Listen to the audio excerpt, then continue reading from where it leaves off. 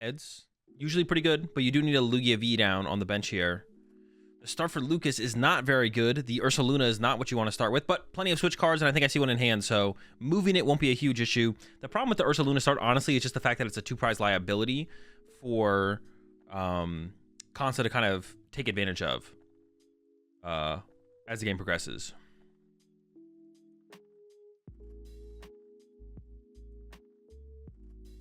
There's a Tails on that one. That will be a Lugia V if there's not already one in the hand, or we don't have another way to get one. Does play the Weirder. Does play the Flutter Mane. So even if there is a Iron Thorns from Lucas, we have the answer to it. We're not done yet, though. Hold up. Is it third Aroma? No, it's a Mezzagoza.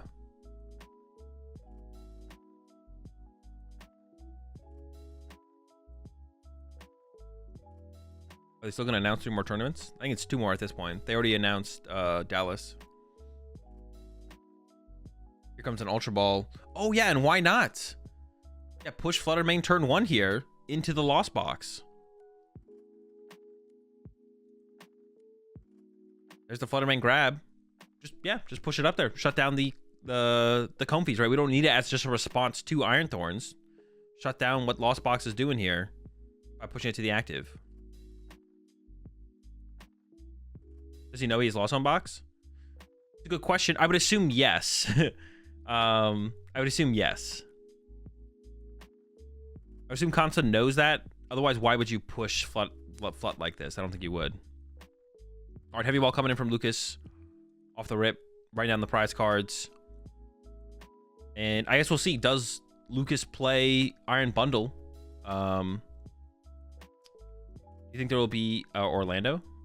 I would guess there would be a regional in Florida. Orlando makes the most sense. There's a Cram off the heavy ball. Not the Comfy grab, but I think there's a Buddy Poffin in hand, so that would make sense, I guess. Iron Bundle isn't common right now. Yeah, that is true. Yeah, no one really is playing Iron Bundle in Lost Zone. We'll see if Lucas prepped for... yeah, I don't think... And I think there's, like, no indicator that you'd want to, like, tech for Flutter Mane at all. Like, Guardies aren't playing Flutter Mane.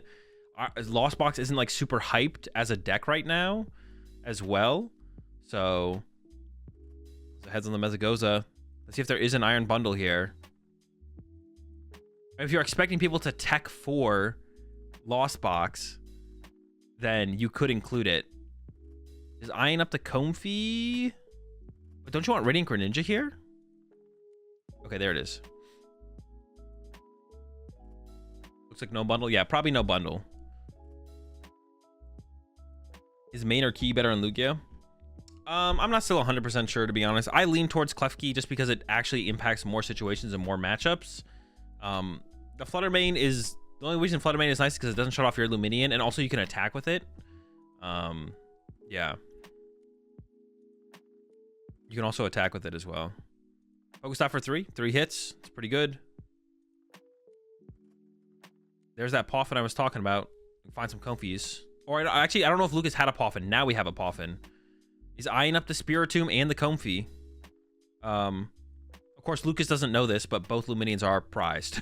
So the Spiritomb is not going to do anything here. Into Thorns, Klefki is the same as Flutter Mane. Yeah, into Thorns, Klefki is the same as Flutter Mane. Into Lost Box, Klefki's better than Flutter Mane because it shuts down Greninja as well as the Comfies. And then into like Raging Bolts and everything else, Klefki is better than Flutter Mane. But it's not like it's not an attacker, and then it also shuts down your own Luminion, so that's kind of like the trade-off. Both are okay. Both are okay. Very okay cards. Looks to decide what to Lost Zone here. Looks like definitely is going to give up the Nest Ball, but honestly, Nest Ball for Iron Hands attached to Iron Hands is kind of chill. I guess we're keeping this energy. Sableye, I don't know how good Sableye is in this matchup. It doesn't seem great. Keeping the Palpat to already recover the Color seems pretty good. Yeah, I don't know how good Sableye is in this matchup, to be honest. Gives up the Sableye. And then here comes the concealed cards on that Lightning Energy. But if we don't find Prime Catcher here, we're not going to have a very explosive start here from Lucas. No Prime. Did find Colors for next turn, though, I believe. Yeah.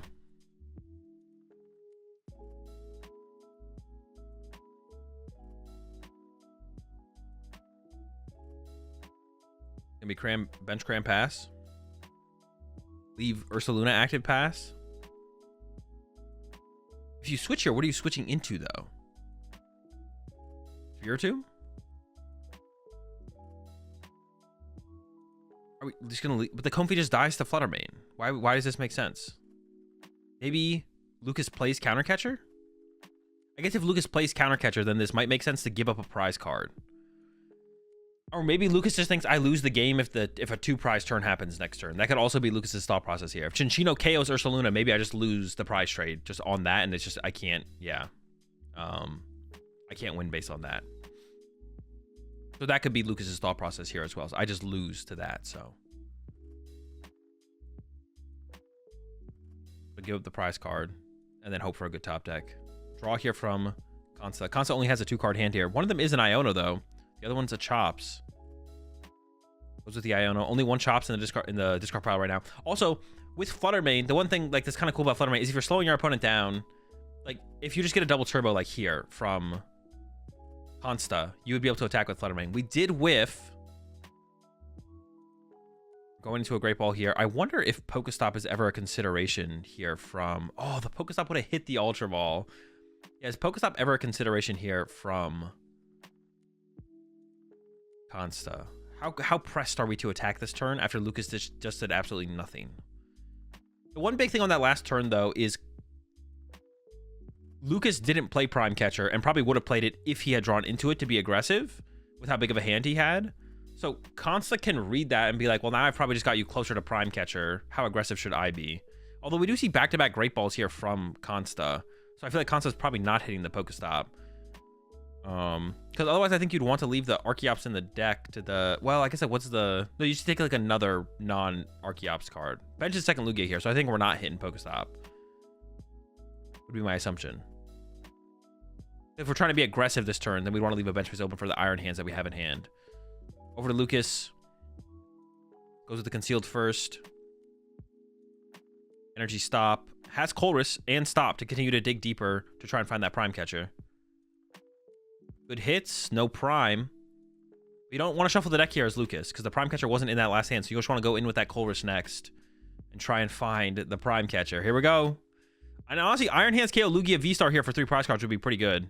There's a Vacuum. That can also build up your Lost Zone. There's a second Pokestop. So you could go Vacuum Pokestop here. There's actually a Pokestop in hand here from Lucas. So you can use the one out of hand. You can dig another 3 cards deeper to try and find this Prime Catcher. And build up your Lost Zone by +2 cards. So we're looking at a 6-card Lost Zone already here, which is pretty good. And the Prime Catcher would get to 7. And if you get the Iron Hands, then you're actually one-hit KOing Lugia. Although, I don't know how many gates you have. There we go, we're up to 6, and then Pokestop number 2 can be played now, and we can continue to dig for Prime Catcher. There we go, number 2. No Prime. So, that's going to be the turn here for Lucas. Oh, wait, hold on. If we have second Vacuum, we can get to 7. We have Vacuum number 2. Catcher Greninja pass. I mean, Greninja's a decent attacker here. It KOs the Flutter Mane and can set up another knockout. You can put 90 on even like... You can KO the Minccino. You could KO the Minccino, or you could even put 90 on a Lugia V-Star to then KO it with Lugia or with Iron Hands later. The problem here for Consta is you have Research Archeops in hand, but you have Iron Hands in your hand as well here for Consta, which is really bad. And you know if you Iono here, you basically guarantee Lucas Prime Catcher. There's the Research. We give up on the Iron Hands. That's huge. That's a huge loss. Oh, wait, hang on. I'm getting the skipping here because of... Speed normal. There we go. Now it shouldn't skip anymore.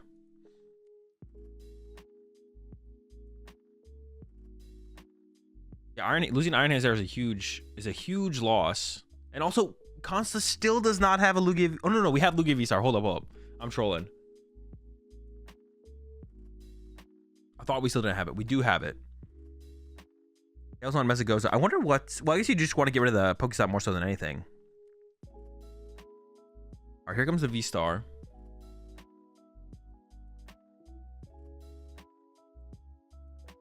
Maybe he plays Thorns to put the hands back. Oh, Thornton. I thought you said Thorns. I don't think Consta plays Thornton. I could be wrong, though. From the list that I saw previously from Consta, I forget which regional. I don't think Consta had the Thorn. I could be wrong, though. There could be a possibility for it still.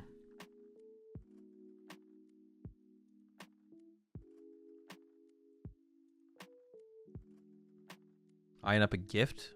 So we might be actually attacking... No Roseanne either? No, but nobody plays Roseanne. Roseanne's not a real card. It's a fake card. Oh no, the gift is going to the Lugia here, it looks like. Oh, rethinking it. No, the gift ends up on Lugia. Because I'd assume we just want to put a double turbo on the Flutter Mane here. Maybe not. Coin missed. Gift. Also, Concept might be out of Iono at this point. So no more hand disruption. There's definitely 2 Iono in this card pile, I'm pretty sure. We have a double turbo in hand, I guess. So the double turbo from hand could be the one we put on the Flutter Mane here. Assuming that's what we want to do, I guess.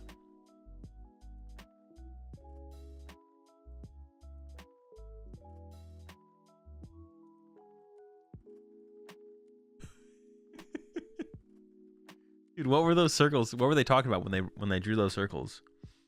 All right, just a double turbo to the other Lugia.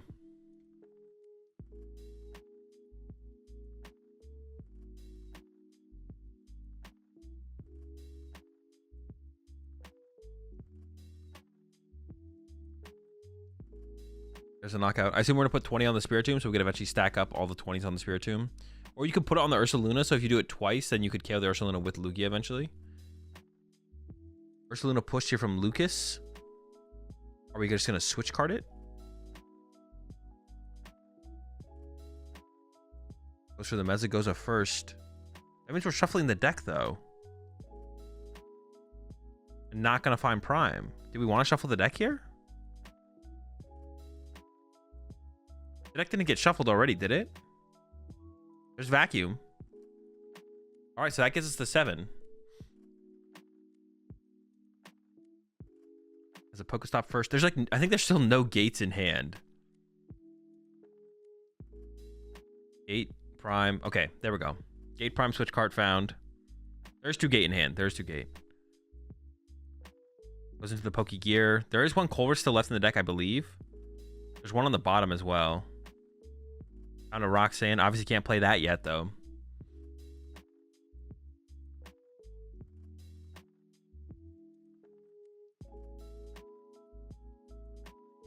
Where's this camera mounted at?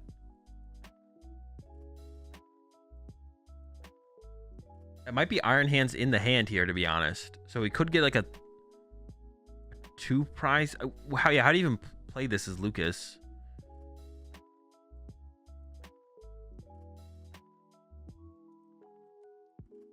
You could go Iron Hands KO Minccino.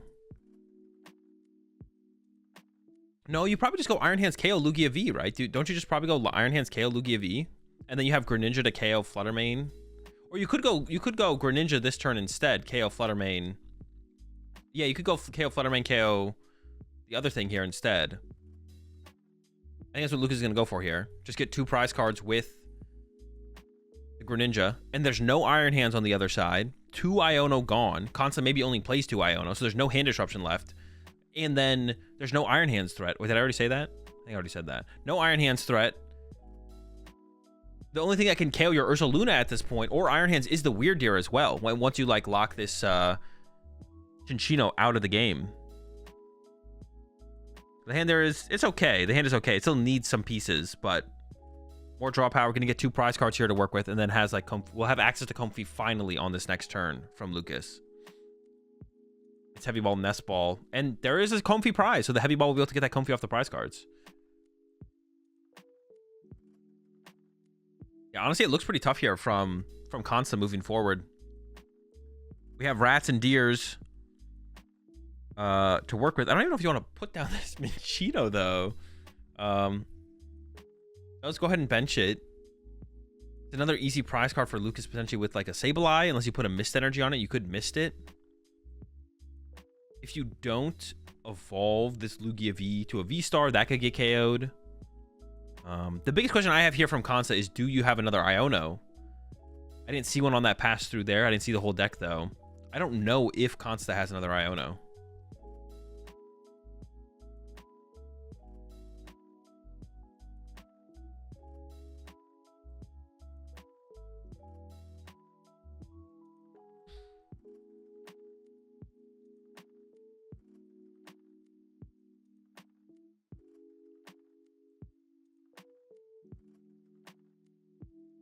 If Consta does have another Iono, then there is like a possibility to win through hand disruption. But otherwise, I think Lucas is such a big hand at this point, it's gonna be hard. We do put the miss on the Minccino, so there is no, and we do put the legacy on the active, so Iron Hands can't KO the active here, and get the can't KO the active with the, and get 2 prize cards with the first attack, whatever it's called.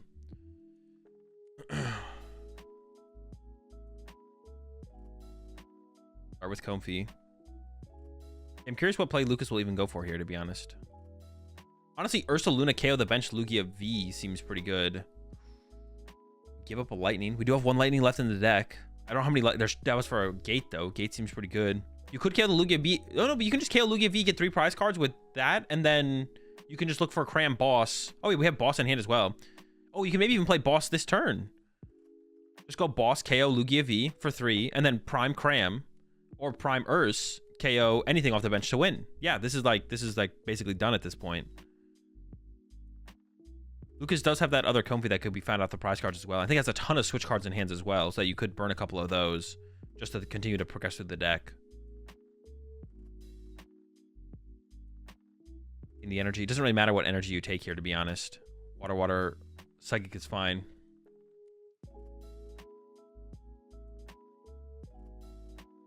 There we go. Double gate coming in, and then we can boss instead of having to use Prime Catcher because we found that we have the boss to work with. We can also play the Nest Ball, put the Cram on the bench, I believe, as well. Just have that set up on the bench. You can Heavy Ball, get the... you can do so much here and be in such a good spot going to this next turn. You get the Cram, but Ursaluna also works. The Ursaluna is also just like a fine... I guess Cram doesn't need energy at all. And maybe benching that Minccino from Consta was more of a liability than anything, to be honest. Because it is like that lower HP Pokemon. There's a difference between what Cram and Sableye or stuff like that can get a KO on. I guess the Ursaluna is always there anyways for Lucas, so it's probably not that big of a deal. And once again, we don't have even have the Prime Catcher here. Maybe burn another switch card or 2. I don't know how many are left in the hand. But yeah, we have the boss, because we didn't play Colress yet, I don't believe.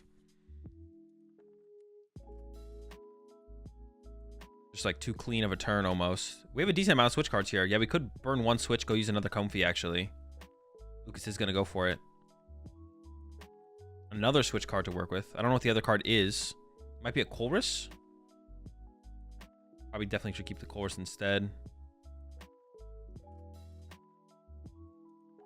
And there's the boss, and then there's the switch. Yeah, if Lucas had to use Prime Catcher here, it'd feel a little bit different, but that's only still if Consta has an Iono.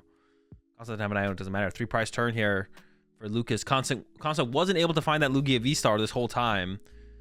And yeah, Lucas goes down to 1 prize card remaining. There's the rat send up here from Consta. And yeah, picks it up. It looks like picks it up. Did have Weird Deer KO, but then Weird Deer does just probably die to Ursaluna. So yeah, pack it up. Yeah, that was tough. Lost the hands.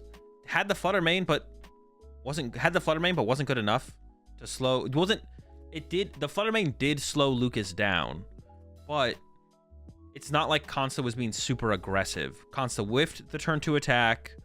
He couldn't Weird Deer Tomb on bench. Oh, true. The Tomb shuts it down. That is true. Yeah. Man, so yeah, if you can get Iron Hands set up, and then if you lock the rats out of play and then go into Iron Hands, they just literally can't respond to your Iron Hands. Oh, chill. What the heck?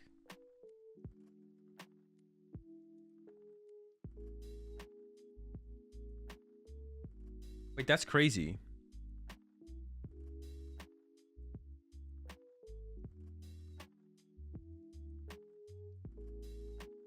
Wait, you want me to look at YouTube chat?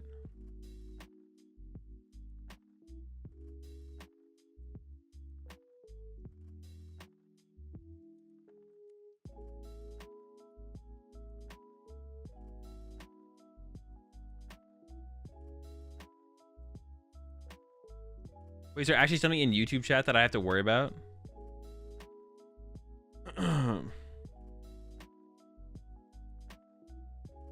Is there actually nothing going on?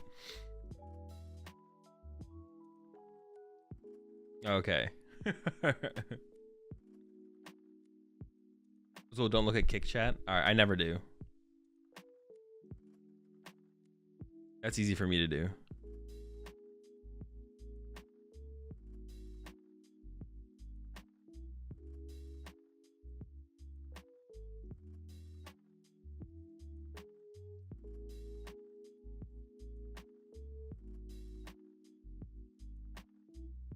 All right, 2 energy Ultra Ball away off the rip. Now, you don't need as many energy in this matchup, so losing a lot of energy isn't as big of a deal. You don't need like back-to-back big rats or anything like that. So that's not everything, something we're looking for.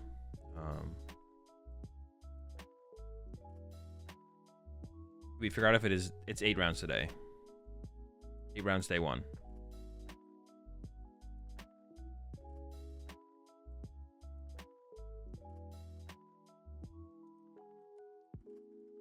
The top 2 prize cards are Lugia V-Star and a Double Turbo Energy. Only 8? Yes, only 8. You guys like think I'm like misinforming you? Or like stuttering? Or like, yeah, do you think I'm misinforming you when I'm saying there's only 8? Oh, come on, Azul, are you trolling us? Really? Only 8? So, Consta no Lugia off the rip here. Opts to just get the Flutter Mane, throw it in the active. There's a lot of comfy start here, I think, from Lucas, and then a bunch of comfies in the hand. The prize cards are Colress and Psychic Energy. These are the ones you can... Well, you guys can see the Psychic Energy. The other one's Colress. Going for Spiritomb Comfy here off this Poffin. I think there might be a Pokestop in the hand here. Actually, does Lucas have all the comfies in the hand? Bro, you deadpan sarcasm so much you can't blame people for double checking. Bro, but not about how many rounds are in the tournament. I feel like the stuff that I'm sarcastic about is like, yeah, I'm not going to be sarcastic if someone asks me how many rounds are in the tournament. I'm not going to be like 32. All right, yeah, all the comfies have been found. And like I said, I think there is that, I guess honestly, actually, even though Consta didn't get down to Lugia V turn 1, if we just have a double turbo energy, we get that turn to attack, which is still decent here.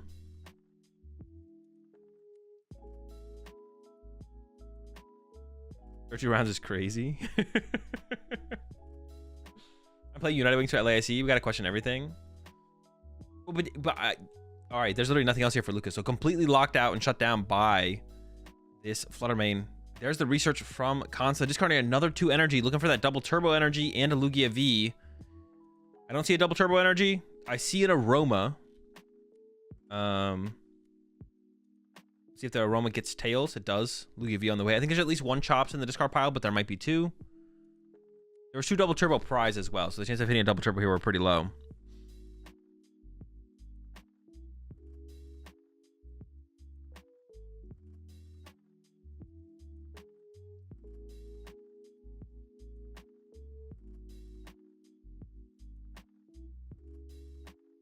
Oh no, we did hit the double turbo. That's huge. Knockout active 2 to the Spiritomb. All right, over to Lucas. Do we see a top deck? Nope. Another comfy. And pass. Yeah, and the lead's gonna get here pretty big here for Consta. At this point, yeah, the lead's gonna start to get really, really big.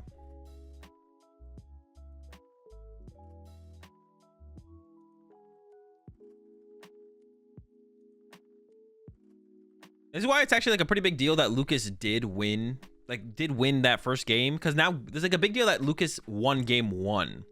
Because now going into game 3, Lucas will actually get to go first. And unless Consta opens Flutter Mane, there will be no threat of unless Consta opens Flutter Mane, there's no threat of like the Flutter Mane early on in the comfies. And Lucas already scoops. Okay.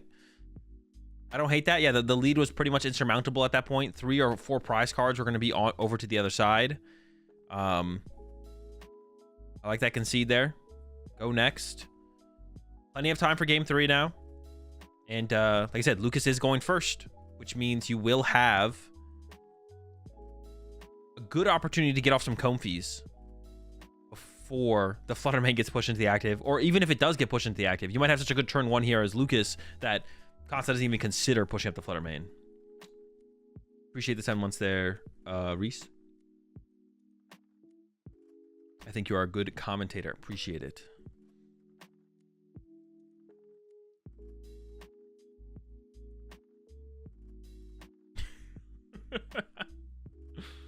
Concept build different, he'll start Flutter. Honestly, I don't like, I mean, if he opens Flutter, it is kind of hype, but I don't like it when that happens, because that's like, I like it when I see the players like play through a matchup that's a little bit more indicative of how a matchup generally plays out. Like the chance that you open Flutter Mane is like, it doesn't happen, right? You don't open Flutter Mane ever, right? And we could still see, like, Lucas did win through Flutter Mane, turn 1 Flutter Mane in game 1. We saw it. But, like, I want to see Lucas now get to go first and get a turn before Flutter Mane gets in the active. Like, I want to see that game play out now, you know? I want to see how that game goes. Let's see if there's the Flutter Mane. Flutter Mane? No Flutter Mane. The Ursaluna start. As bad as it gets. And the hand there for Consta. Uh-oh. Oh, there's a research. There's a research. And there is a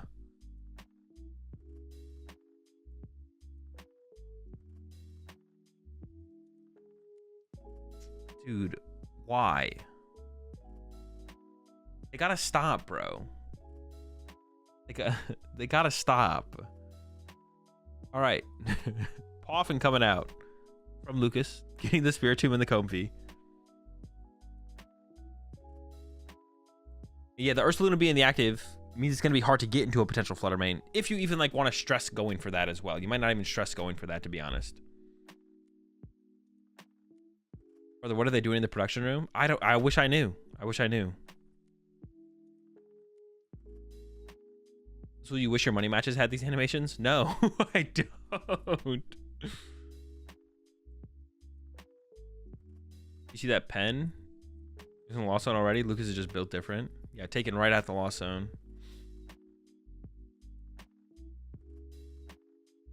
All right, Raiding Grenade has been found. We got 2 Comfies. No Flutter Mane start.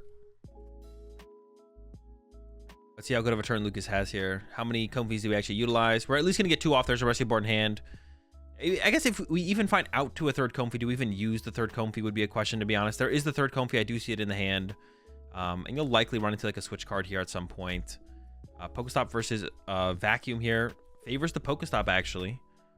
Despite having the rescue board in the hand, you could have taken the Vacuum and then vacuumed away the rescue board. But I guess that's probably not what you want to do here. You're probably feeling pretty comfortable about your situation here as Lucas. Looks like no basics prized. Filling out the last of the prize cards, though, with his heavy ball used.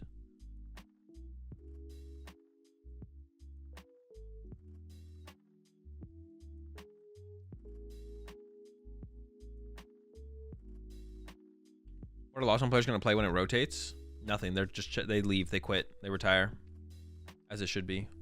We actually have the early rescue board here from Lucas, which is super good. Yeah, the question will just be, do you want to put that 3rd Comfy in play or not? Or do you want to leave a little bit of a bench space open for potential attackers? Get rid of a Psychic Energy to keep another Colress around. Does go for the 3rd Comfy. It is going to eat up that bench space now. Like, we can't set up multiple attackers to help play around Iono in the future now. Or it'll be hard to.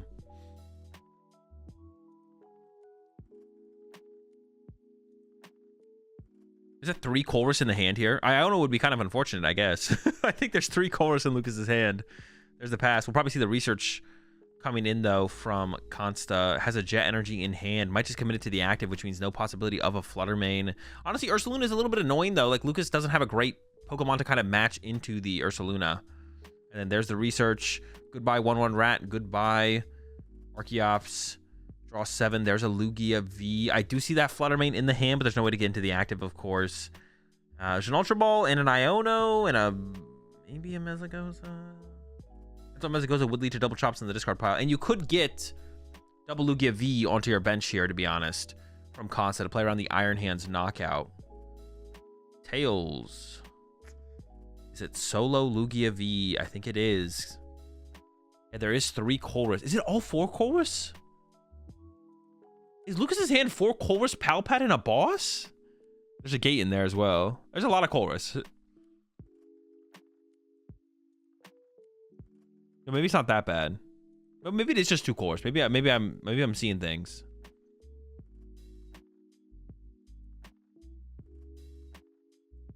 Oh, the Ultra Ball is going to get played here from Consta. Another energy goes to the discard pile. Really aggressively going for 2 Lugia Vs. Is really scared of losing to the Gust KO Lugia V. I don't know if I like that play there from Consta, to be honest. I might have just like been like, all right, if you got it, you got it. If you got the Iron Hands play, you got it. Go for it.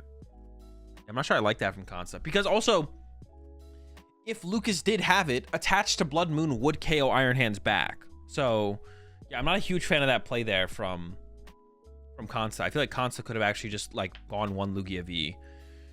Because even if Lucas gets the Iron Hands KO, you can attach a non-double turbo to Ursaluna and then KO the Iron Hands back. So,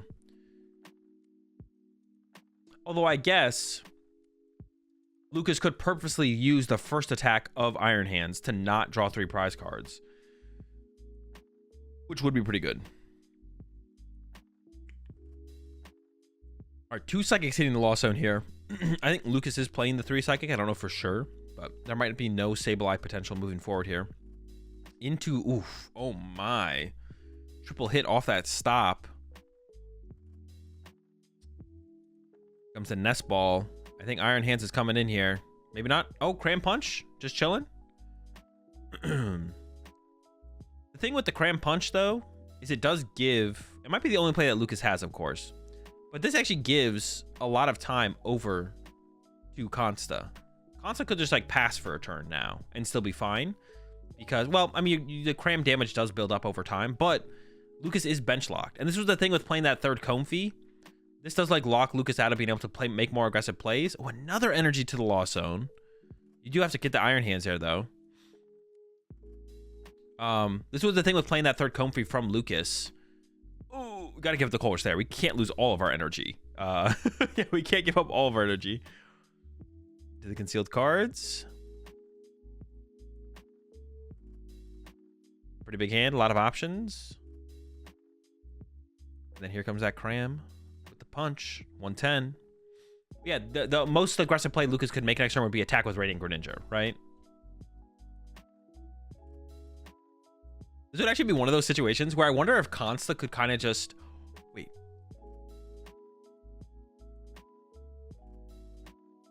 Nah. Never mind. Could it? No.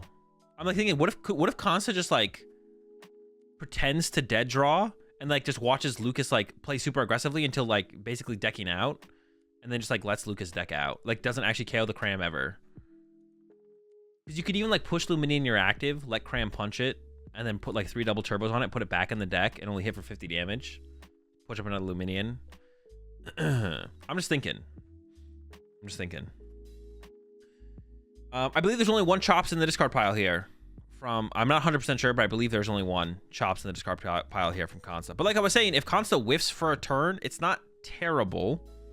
But not with this Iono. Ooh, we're going in. Oh, off the. Oh, the double Chops. I mean, there was already 1 in the discard pile, but still, that's such a clean Pokestop for Consta. Holy smokes. It doesn't get cleaner than that. Yeah, that's insane. There's a Tails on the Aroma as well, which means Iron Hands could be on the way here. This is what I was going to say. As Consta, the turns you play Iono, you definitely want to try and take advantage of those situations by taking a knockout. Yeah. Lucas can just fade out his Tomb to clear space. Oh, true. You could just fade out the Tomb. Yeah. Yeah, there's no pot. All right. It wouldn't ever work. Yeah, we could just fade out the Tomb if things got crazy. That is fair. Things wouldn't ever get wild enough then, I guess. The thing is, okay, Consta. Oh, the Legacy's prized. Oh, no. Did they show that earlier? Oh, that's so bad. On top of that, Consta is down a ton of energy. Yeah, Consta is down a ton of energy at this point. I was gonna say, even if the legacy wasn't prized, getting into the Iron Hands here was gonna be still super expensive. Wait, was it this game or last game? Actually, maybe Consta's not down that many energy. Maybe that was last game, actually. I feel like it was this game, but maybe it wasn't. Because I just saw Consta look through the discard pile there, and there wasn't that many energy in there. I don't know. Do we settle for just Ursaluna knockout? Or... I think you probably do, right? Because hard retreating the Ursaluna feels worse than just attacking with it for the turn. I mean, it all feels bad. I don't think Consta has a good play at this point. They all feel super mediocre.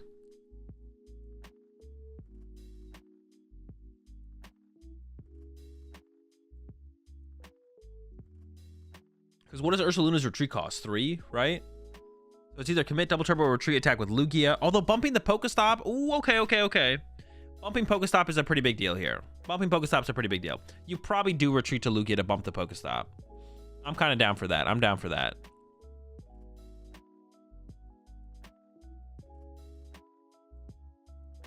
I think if we were going to see that, we would see Consta commit a double turbo active to hard retreat it. Yeah, the more I think about it, the more I like the Pokestop bump. Jeez, bro. Oh my. We're committing to the attack. But then we leave Pokestop in play. I don't like that. Yeah, I think we should probably retreat. It feels bad. I mean, it all kind of feels bad, to be honest. Benches the Weird Ear. Adds a possibility to send up. And then takes the knockout. Weird Ear does not die to Iron Hands, which is kind of cool. Yeah, I think Consta should have retreated there, though. I think we should have seen the retreat and bumped the stadium. Leaving the Pokestop in play feels pretty bad, to be honest. All right, let's see what Lucas can do. This is definitely where Lucas... Honestly... Oh, another problem with leaving the Ursaluna in the active here for Consta is... If Lucas KOs the Ursaluna... Oh, Lucas should just look for Ursaluna KO Ursaluna, right? Yeah, if you get Ursaluna KO Ursaluna, I feel like you're in a good spot here as Lucas. That is a big investment on your part, too. But Consta has no way to one-hit KO your Ursaluna. Unless Consta does play Thornton. But I don't think Consta plays Thornton, so...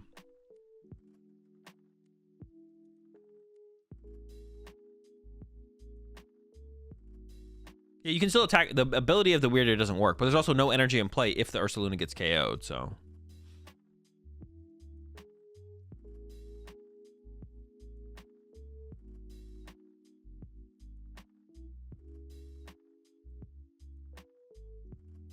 Poffin. I assume just to shuffle the deck here is the play.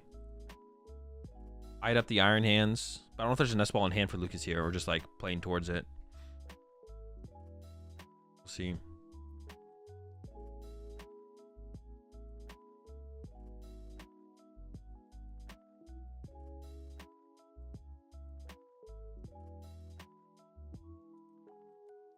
we already used the Pokestop here as Lucas? I thought we'd Pokestop first there. Which card in Ursaluna? We have the Ursaluna now. Like I said, Ursaluna... Using Ursaluna seems pretty good here. Super Rod and Pokegear. Okay, I gotta favor the Super Rod here, but you don't need infinite.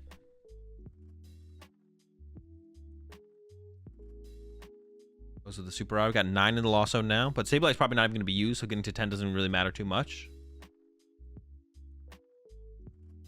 Night Stretcher. Is this going to be a Cram Punch? I was thinking Ursaluna knockout was pretty cool here, but just going for a Cram Punch again on this Ursaluna. Ursaluna can't attack, so you got to retreat it now at this point. Another reason that Consta maybe should... Did we not use Pokestop there? I might be tripping.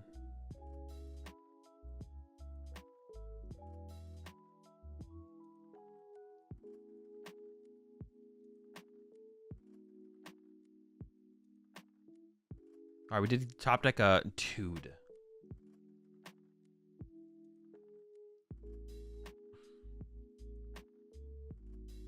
All right. We do have a Jet Energy, so we can jet up the Lugia. But I feel like we should retreat to the Lugia last turn, to be honest, from Consta. I feel like we should have jet up the Lugia, or we should retreat to Lugia last turn. Got rid of that stadium, got rid of the Pokestop. I thought I used Pokestop at the beginning of the turn for 3. He maybe did, yeah. Then again at the end. I don't think he Pokestopped at the end. I was questioning if he used Pokestop at all, but I'm pretty sure you're right. I think he did use it at the beginning.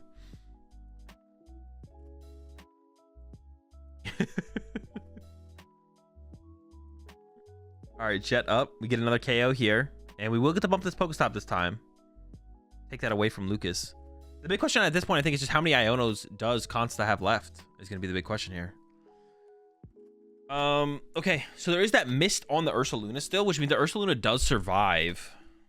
Yeah, I feel like Lucas maybe should have just been more aggressive and punch with the Ursaluna there. Although maybe Lucas couldn't have. Maybe Lucas was short on the punch. All right, well, Iron Hands is going to be the #1 go-to attacker now. Yeah, we do have that legacy now for Consta. So what is the play for Lucas? If you can KO the Ursaluna as Lucas, then all of a sudden there's nothing that can KO your Iron Hands.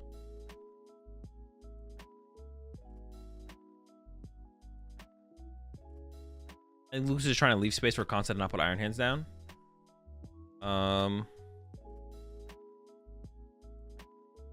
Oh, you know what Lucas could have done last turn? Lucas could have used Greninja on the double chops and then done it again and then locked Consta out of Iron Hands. But that's a big investment. I don't know if that would have been possible from Lucas, to be honest. Because you probably, it depends how many Mist are left, but you maybe can't go, like Ninja Sableye is how you want to do that setup. Ninja is like super expensive, super costly play in terms of resources. But Ninja, we're aligning the lightning. Oh, we already benched Ursaluna. When did we bench Ursaluna? Ursaluna's happening here. Yeah, I guess Lucas is just punching but not drawing prize cards here. That looks like that is the play here from Lucas. They're just trying to lock board trap Consta here. And kind of like punishes that Weird Ear bench, to be honest. Yeah, it does kind of like punish that Weird Ear bench there. Just punch the active with the Ursaluna. And then you could just like, then you could go KO Weird Ear with Ursaluna. With this Prime Catcher. And then you can go like, Sableye wouldn't work. We could go Greninja. You could go Greninja KO.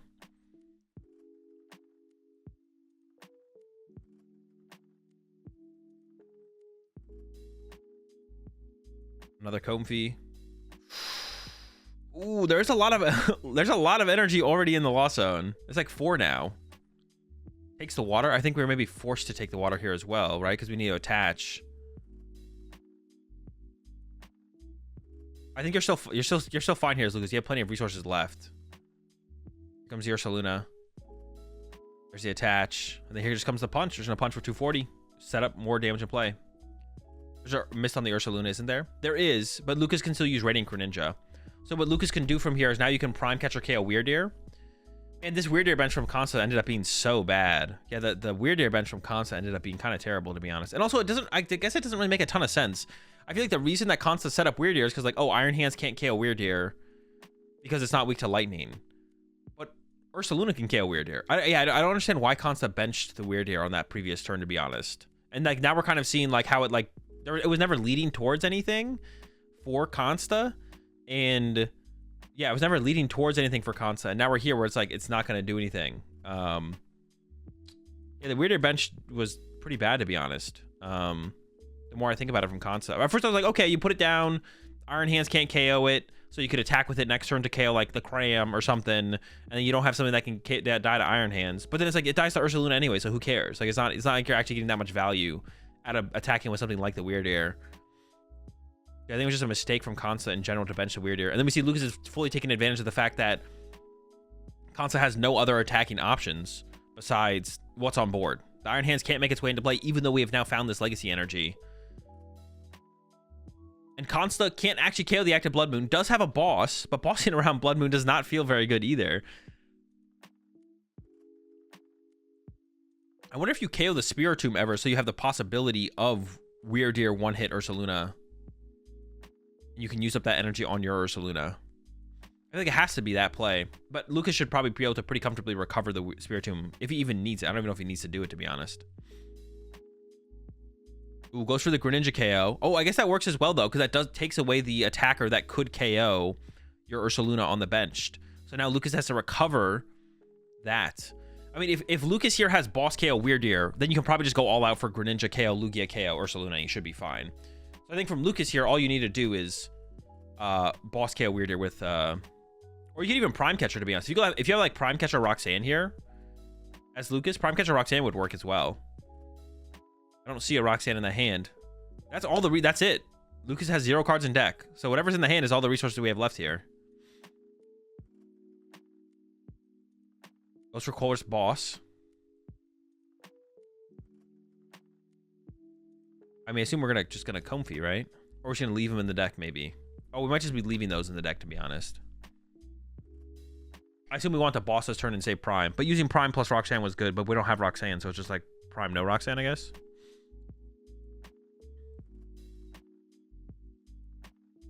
Now the water's stuck on the bear, right? Well, no, you can hard retreat the bear, though, right? You just retreat the energy off the bear and then Rod, double gate, Greninja. The big thing that comes up this next turn is Iono. Does Consta have Iono next turn? You could like play one of your Super Rods this turn, I guess, to recover like water energy. I mean, what would you even recover? I don't even know what you'd recover. All right, there's the knockout. So now Consta can just go punch active plus Iono though and set up for a hand's 3 prize turn. There's a bench space given over to Consta now. So Consta's play can be punch active, Iono, and then next turn Iron Hands for 3 prize cards. But we can't bench Luminion to get the Iono. We need the Iono to be in hand. And I don't know if Consta has an Iono in hand. Goes into the Great Ball. No Pokemon even found. But even if you found a Luminion there, once again, you're bench locking yourself out of... You're bench locking yourself out of the options you want. You got a Legacy one of the 2 damage boys. Then you win in 3 turns. How do you ever win this game if you're winning in 3 turns? Even if you Legacy... Yeah, you can Legacy Energy one of your damaged Pokemon. But then how do you win? You still can't win. Then you have to win a turn later because you can't Iron Hands yourself. There's a Miss Energy on the bench, Ursaluna, so Sableye doesn't just win. We're just trying to not lose right now. I guess that's fair. We can Legacy something. We also have another Miss in hand here for Consta to play around Sableye. We can Legacy something.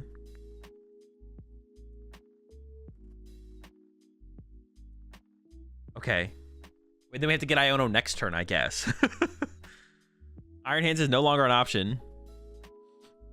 Yeah, Lucas. If Lucas just has what does Lucas even want here, I guess? If Lucas has a switch, you could just go switch Boss KO Lugia V off the bench and you'd probably just win off that, right? I don't know if Lucas has a switch. Lucas might be switchless. Oh no, there's a switch card.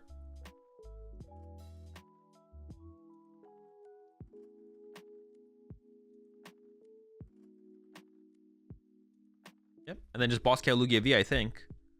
Which is another thing that Consta would have... It would have been nice if Consta had been able to evolve that turns ago.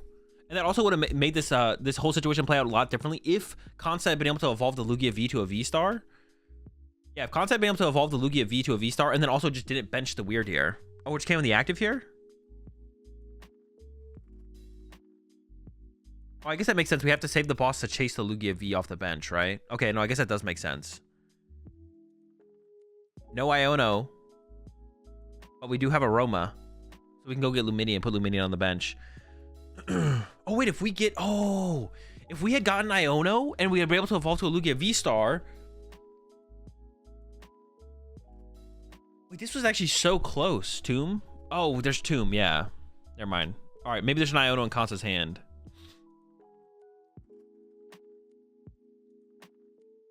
Because we can evolve to Lugia V-Star here. Wait, does this still work, actually? Wait, this still works. Because Lucas has a Lightning Energy in the Lost Zone. Lucas can't Arm Press. I was thinking we needed Iono with this, but we don't need Iono. Because there's no play that actually KOs this. I like Boss on Lugia V so it can't evolve. Yeah, that's what I was thinking as well. Is you KO the Lugia V because it can't evolve. But then Lucas would have been out of Gust effects, so I don't know if that would have hurt. No, wait, didn't the active Lugia die to Greninja though? Yeah, Lucas actually threw. Amp a Chop? Oh, we can Amp a Chop. True. You can Amp a Chop. Amp the Ursaluna, or just amp the Ursaluna. Sure, sure. Iron Hand. So we did need Iono still. We still need Iono here. Yeah. Yeah. We still win here as Lucas. We just need to use Iron Hands. Yeah. Iron Hands still works, and Iron Hands the active still works as well. Wait. Consta can retreat though, but we still have boss. So yeah, we still need the Iono there. Consta should retreat here though, because Consta now loses the Iron Hand KO active, but also,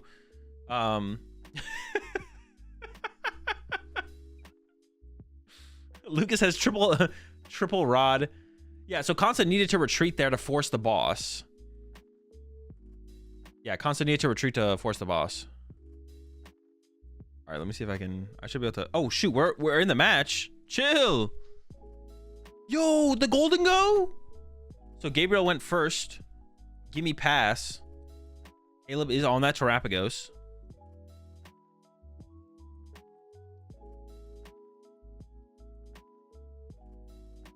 But not looking good here for Gabriel with lone gimme and then pass. Wait, that's a Greninja in Caleb's active. What is Caleb playing here? Is this Palkia? Is Caleb playing Palkia? Palkia? Yeah. Jet Polk probably? Could be.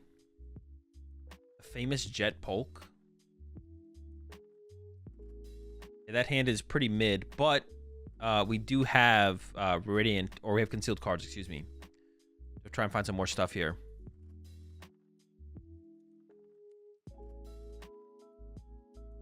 There we go, concealed some cards. The hand is dead. Oh, we haven't used the fan rotom yet. Never mind, the hand's alive. We're chilling. All right, Rogerson, that's gonna have to be a slow play warning. All right, you need to make an action now. I'll just cut the stream. Wait, is the stream actually dead? No way.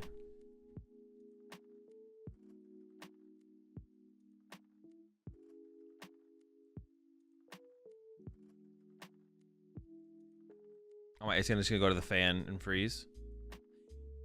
All right, hey, let me check Twitch. What, are we back? Dude. All right, we got owls. I didn't realize we didn't use fan rotom yet, but that does make sense. That we hadn't used it quite yet, so we have some owls in the hand.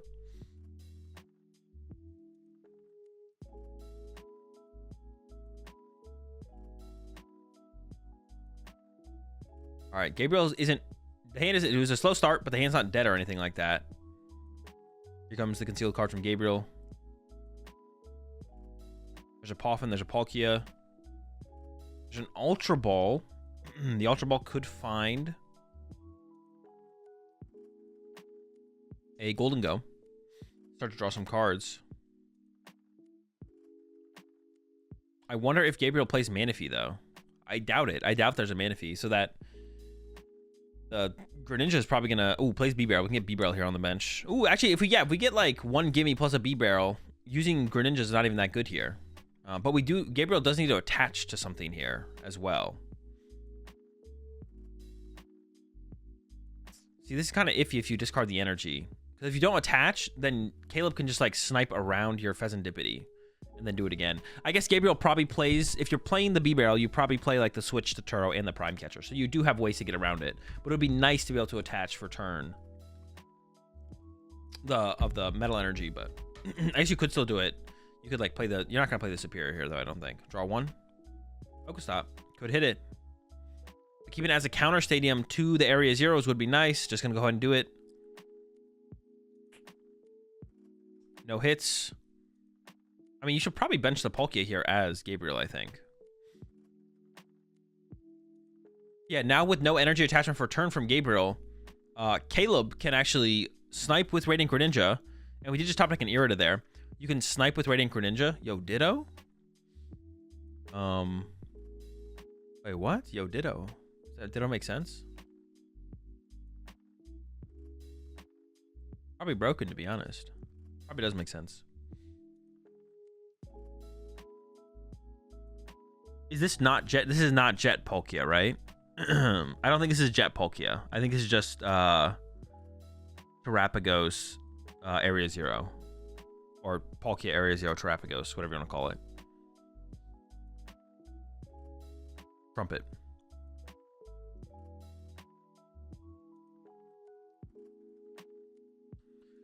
We could even see attach for turn here from Caleb to the active. And once again, like I said, you just can snipe around this. So you can go like knock out Gimme Ghoul plus put 90 on Golden Go or something like that. Or 90 on the Palkia, whatever. Whatever you want to set up to like be KO'd. And then next turn you can threaten to do it again. I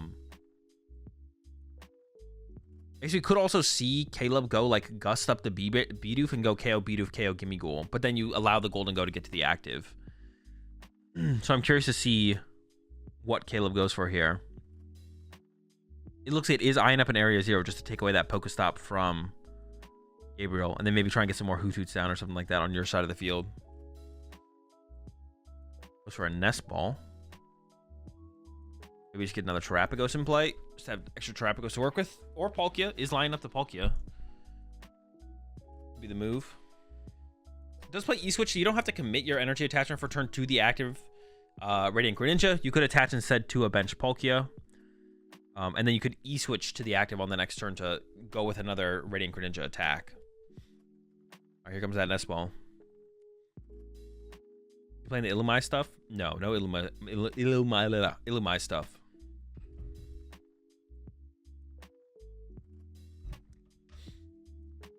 Is he still on Jet? No Jet. Just Waters. There's only 2 water in the discard pile, so you definitely want a third. Or hold on. Are we just going to KO the active here? I guess that could be a possibility. I thought we'd be for sure using Radiant Greninja. Maybe not. Looks like we're just going to KO the active here in the situation.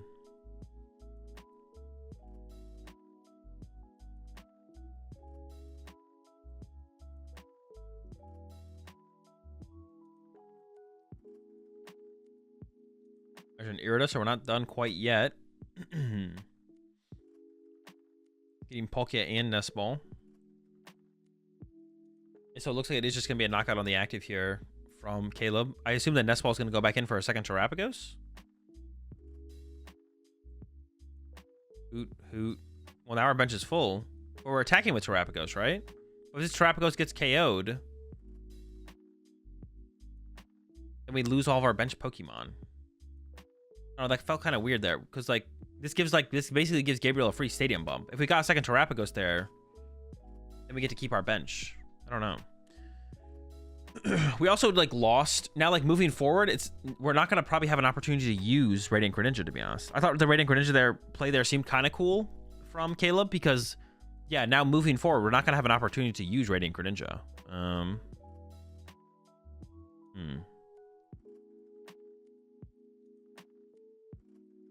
Turo in the hand there for Gabriel. Does need quite a bit this turn. And the Pheasantipity was KO'd. There's a concealed cards. Has a Jamming Tower in hand. But I don't think you want to use Jamming Tower here as Gabriel. You want to just KO the active, because that already acts as like a stadium bump for the turn. And then next turn, you can play the Jamming Tower into play and then get rid of some more Pokemon that way.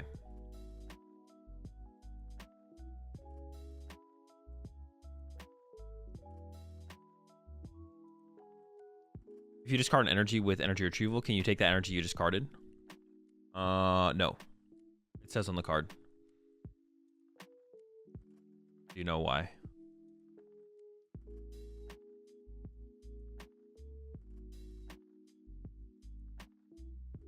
Alright, it looks like Gabriel does have the KO here. Giving up the... Oh, don't give up the Jamming Tower. I think we need that. No! We need that Jamming Tower. We need that Jamming Tower. We need the Jamming Tower. Give up, like, the Turo. Who cares about Turo? No one cares about Turo. I feel like we need that.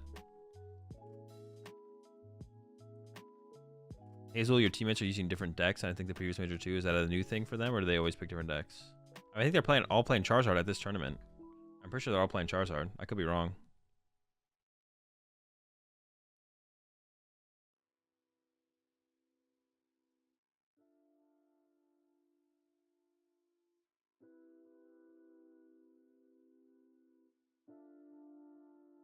Wait, what?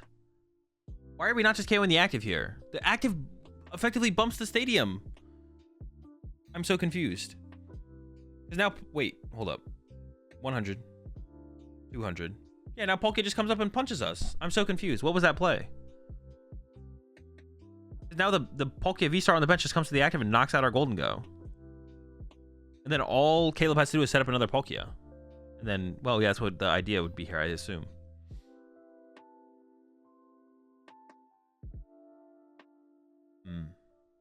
He's thinking about the Terrapagos push. Although Terrapagos KO the Palkia off the bench is probably a better play here. From Caleb before that can evolve. And then we should KO one Golden Go with a Palkia after that. So if you can punch another Palkia V this turn from Caleb, that's probably the play. Or actually, if you boss up Bidoof and use Radiant Greninja, actually that would have probably been the best play. If Caleb could have gone boss up Bidoof and then KO Bidoof, KO Gimmighoul. And then look for... No, this is still good as well. This is still good, actually. I take it back. KOing the Poke. I assume that's what we're going for here as Caleb here. It's just KO the Poke on the bench. And there's your boss. You do need another bench Pokemon. I think ideally you'd want to bench another Palkia V here, just in case your Palkia V-Star gets boss KO'd or Prime Catcher KO'd or something. There is an Iono in the hand here for Gabriel as well.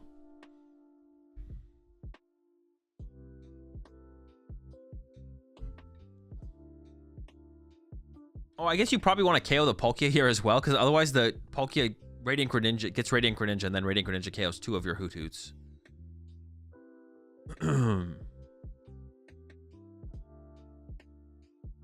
do you play this, actually? Dude, Terrapagos not being able to KO a Golden Go is, like, so bad.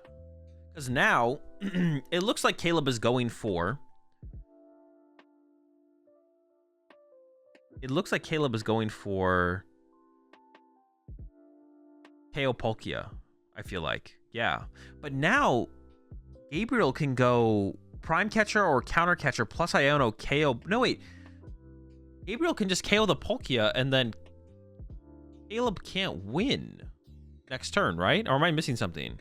As long as Gabriel can get the board out of range of Radiant Greninja, I feel like Gabriel's in a pretty good spot, actually. Gabriel just needs to kill the Palkia on the bench. Or, hear me out, have kept the Stadium so you could go Stadium Iono so Palkia doesn't KO you. Wait, actually, how much damage is Palkia doing? 3, 4, 5, 3. Yeah, you die. So if Gabriel had just kept the Jamming Tower, or last turn bumped this, KO'd the Terrapagos that was in the active maybe instead. Now this play does lead to actually Gabriel having the possibility of going KO Palkia though. So maybe it was correct for Gabriel to KO Palkia, to be honest. But even Jamming Tower KO active could be enough to win the game here, to be honest. Jamming Tower KO active could be enough for Gabriel to win the game. I'm not sure I like that. Well, it might work out, though. Here comes Stretcher. But if you get Fez here, you're going to lose. Okay, it's not for Fez. I thought it was going to be for Fezandipity. Well, see, the question is, like, what Gust effects does Gabriel play? Oh, there is a boss in hand. Hold up. We need to find another Golden Go. It's not good enough. Because you have to evolve the Gimmighoul as well. Otherwise, the Radiant... Oh, no. If you KO the Palkia, you get rid of the Star Portal. So, yeah, it all just comes out to KO Palkia here. It all just comes out to KO Palkia. Because you don't need a Golden Go, actually. As long as you KO the Palkia. Prime Catcher is in the deck. But we need a lot. If we Iono'd here, we Iono ourselves to 4. Well, we could make it happen, actually, honestly, with B-Barrel. We could definitely make it happen if we draw into B-Barrel. That's possible. Yeah, if Gabriel had KO'd Palkia there, I think Gabriel just wins, basically. He's only actually short of Superior Energy Retrieval as well. It was super close. Here's the Iono. Could still find Prime Catcher. Prime Catcher Superior Vessel. Prime Catcher Superior Energy Retrieval. It's still possible to get there. And even if Gabriel whiffs... Nah, you can't whiff here. You got to get it. It looks like Gabriel whiffed.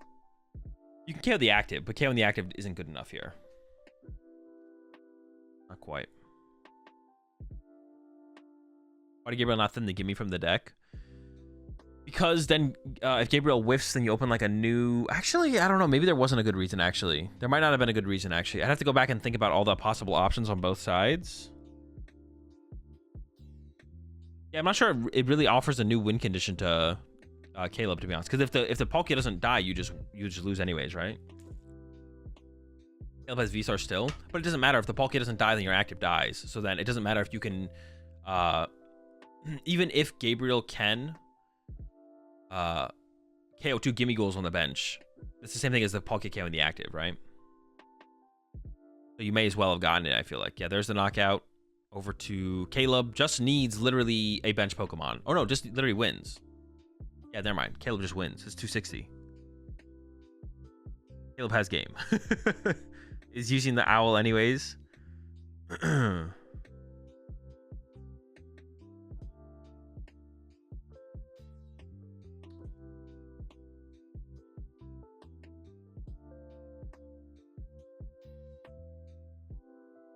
Okay, yeah, sure. Knockout. We didn't need that bench Pokemon though, right? Am I tripping? No. That we had enough without it. We had enough without it.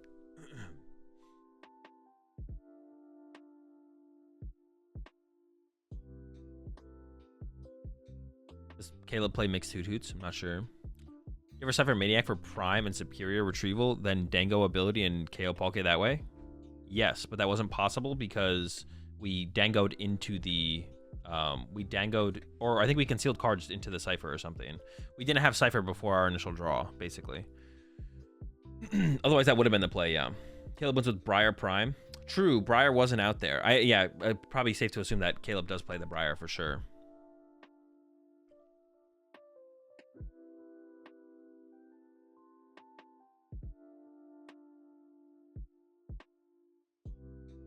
He had Cypher before Ninja. Oh, did he really? Did he have enough energy to actually make the play happen? Did he have enough cards in hand to make the play happen, though? I don't know if there was enough cards in the hand. There was energy retrieval. There was energy retrieval. It was like energy retrieval, boss, something, something. I don't know if there was enough. I don't know if there was enough, though. You already put the Dango in the active? Yeah, it might have been one energy short because Dango was in the active. Yeah. All right. Gabriel going first again. Hopefully gets a little bit more aggressive of a turn 2. But honestly, like looking at this matchup play out, I think Dango is favored. Because once you get the Golden Goats online and established, like, they're hard to take down. The only thing that can take them down is Palkia. If you just get a lot of Dango set up, yeah, the matchup seems decent, to be honest. Did Boss Iono discard off Superior? Yeah, that might have worked, actually, to be honest. He had Cypher before he concealed cards. Couldn't he have come up with a combo with Prime? I don't know. He might not have had enough energy to KO the Palkia. Because you need 6 energy, which is the energy retrieval and the Superior, but you have to retreat if you play Prime. So I don't think so. I don't think there was a way. Oh no, is the hand dead here for Gabriel? Gabriel's hand actually honestly might be dead. Yeah, because he needed the retreat energy. Although I definitely questioned Gabriel even like pushing. Well, I guess Gabriel had boss in hand, so it was probably fine, to be honest. Are these players forced to wear a Play Pokemon shirt on stream? No, only if they're the other shirt that they're wearing, whatever they're wearing under the Play Pokemon shirt, isn't approved to be on stream. Yeah, I'm pretty sure Gabriel's hand is just literally dead. It's like Jamming Tower boss stretcher. Nice. Well, there was an Iono top deck there for Caleb, so Caleb might bail Gabriel out here. We'll see. We will see. Do you have to wear a shirt on stream? Probably, yeah. I'm not sure. Not sure if you get being shirtless approved on stream. I don't think so.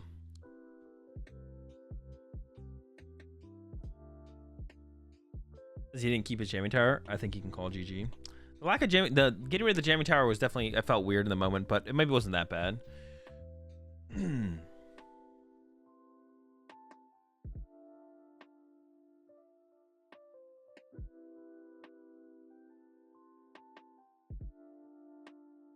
All right, here comes the Ditto and the Fan Rotom. What is the Ditto going to become here?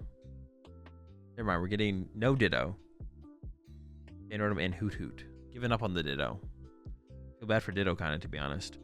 I assume that the Ditto... I think we are going to play Iono here as Caleb, which is good news for Gabriel. So otherwise we'd be kind of stuck. You request to get a Pokemon shirt even if you wouldn't have something that had to be hidden? I think so, yeah. But I'm not sure they will always... They're not going to always give you one, I don't think.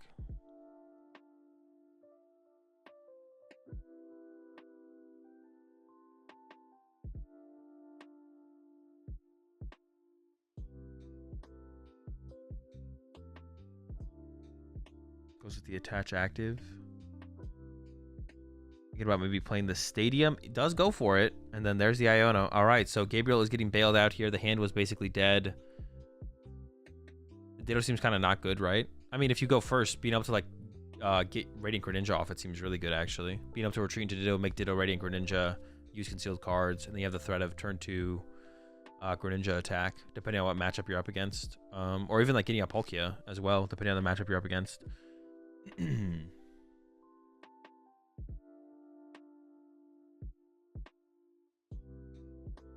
Buddy problem for Palkia is kind of good.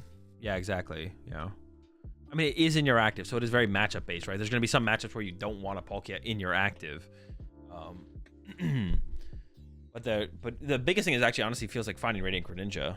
But yeah, even then the Palkia is good as well. Like being able to like find your Palkia, find your Terrapagos even, if you don't mind having that 2 prizer in the active. Depending on the matchup or the situation you're in. Yeah, there it is. The Ditto for the Radiant Greninja. Couldn't find it otherwise. And now we have it off the fan rotom.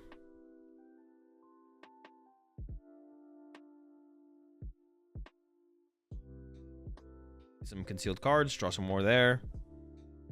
And there's a Nest Ball, so we could go get our Terrapagos. And we could even go wide, a little bit wider this turn as well. Now that we have the Nest Ball for the Terrapagos, we have some other Pokemon in the hand we can put onto the bench and continue to have add that many more options for next turn. I guess there's not too much more we could add to our bench that would give us that much more to work with, but there's a Hoot and has the Mew in hand, but could hold that. Does hold the Mew. There's the pass. All right. Gabriel has been saved. Let's see what Gabriel can do now, though. Dude, is Gabriel's hand still dead? How is that even possible?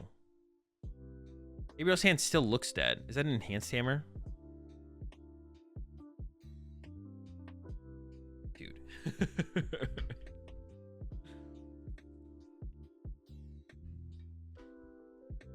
Oh no, we have Cypher. We have Cypher. Okay, we do have something. We're chilling. We're chilling. I don't even know what you get up. Maybe you get like an Ultra Ball to be able to set a B-Barrel. Plus like I don't even know. Ultra Ball Vessel maybe. Maybe that's enough to like get going with Golden Go. We'll see.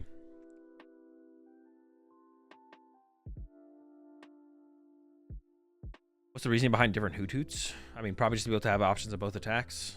One can hit a little bit harder potentially, and the other one does cost 2 energy, but it gets to look at your opponent's hand. I have to imagine that's like the only real reason.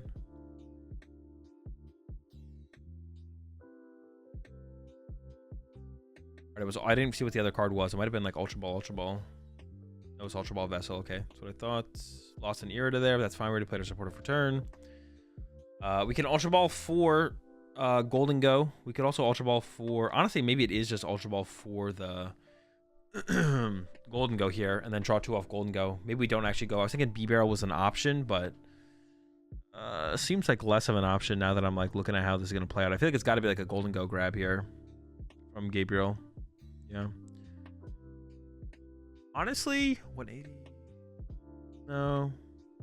Maybe it's fine. Is getting Dango Stretcher better than Ultra? No. Not for a hand that has no, because then you don't get the Vessel. You don't get the Vessel, but also your hand has dead cards to be able to Ultra Ball away. So you're definitely fine with that. Okay. It is still probably correct for Gabriel. So Gabriel is like 1 energy short from the knockout here. There's an energy in the discard pile, so I guess you could go... Can you get there? You could Vessel away the energy. And then recover 2 energy with the Superior, and then knock out the Greninja here. But it's pretty bad, no matter what. Yeah, definitely not better to get Stretcher, Dango Stretcher, because then you don't get access to Vessel. And then the other thing would be you don't you have dead cards in your hand that you're okay with Ultra Balling away, so you want to make sure you take advantage of that whenever you can. Yeah, because like we had the Hand Hammer and the Canceling Cologne, which are just not good cards, right? Jeez, excuse me.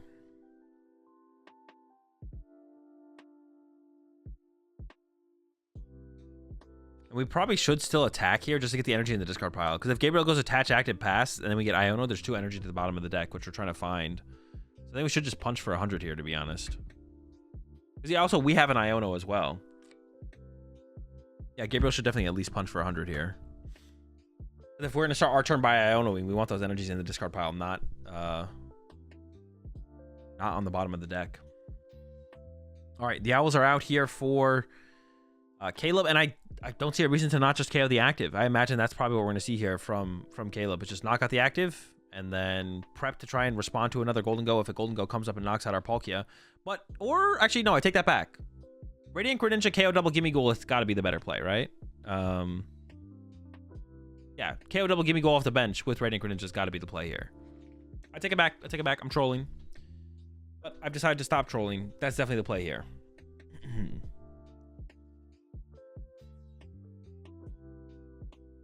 And then build up our Palkias to respond to Golden Goes after that is definitely the way to go. And at this point, I'm pretty sure Caleb just wins the Stadium War. Like, you play this Stadium.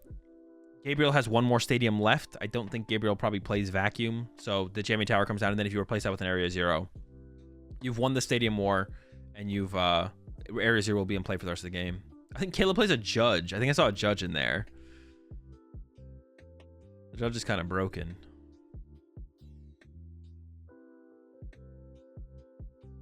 Here comes a Nest Ball. So I think you definitely want to start to establish your next Palkia. Yeah, there it is.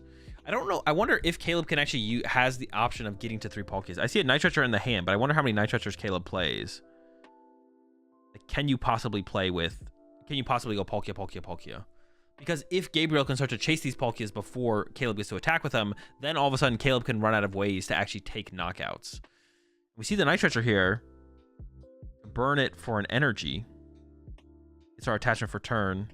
Another Night Stretcher. Okay, there's no way we're getting any more Palkias. Yeah, we're about to play research here. There's the mute. There's the research. That's it. It's a Kirin. Oh, wait. No, it's not quite enough, right? Oh, wait. Actually, it is enough. The Kirin means you can actually...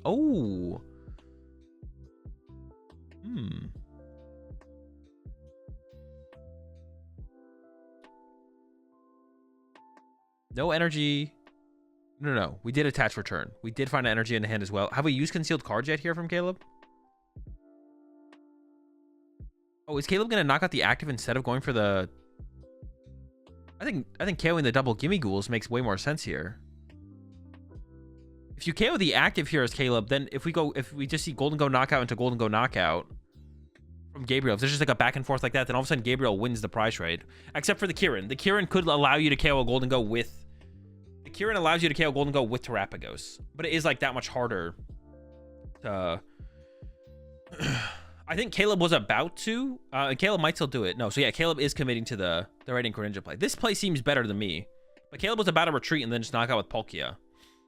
But then I think the trade gets harder for Caleb from there. Being able to like use this Radiant Greninja play when you have the chance to like this seems best. Now there was a Prime. Oh, we do have the Prime Catcher in hand here. Ooh, we got the Metal in the hand as well. So Gabriel should definitely go after the Palkia with the energy here. Prime Catcher up the Palkia, attached to the Bidoof, Iono. We definitely want to KO the Palkias in this situation. Gabriel's thinking about it. There is like an argument to go after the lower HP Palkia because it'll be easier to KO, but I think you should just commit to KOing the one with the energy. Getting rid of this energy out of play is like a big deal as well. And there's the Iono. So we need to find... What do we need here? We need a decent amount of stuff. We need to get a Gimme Ghoul. Probably want a Gimme Ghoul.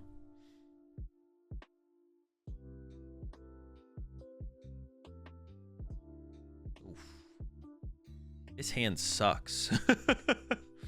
Oh my gosh. Have to be Nest Ball for Fez is so bad as well. You really don't. You're trying to avoid putting these liabilities in play, but it feels like you have to grab the Fez. Maybe you don't though. Maybe we could have actually played the Poffin and then just drawn with Golden Go first. Maybe this is a mistake here from Gabriel. Or you could go for Greninja and go for concealed cards instead. Yeah, you have to like avoid liabilities if possible. I think I like this sequence a little bit better from Gabriel. We still need to find 6 energy, though. So we need like a superior plus a vessel, superior plus energy retrieval, double superior. Actually, I don't know if there's enough energy in the discard pile for double superior. So it has to be like superior plus vessel here. And then we ideally want...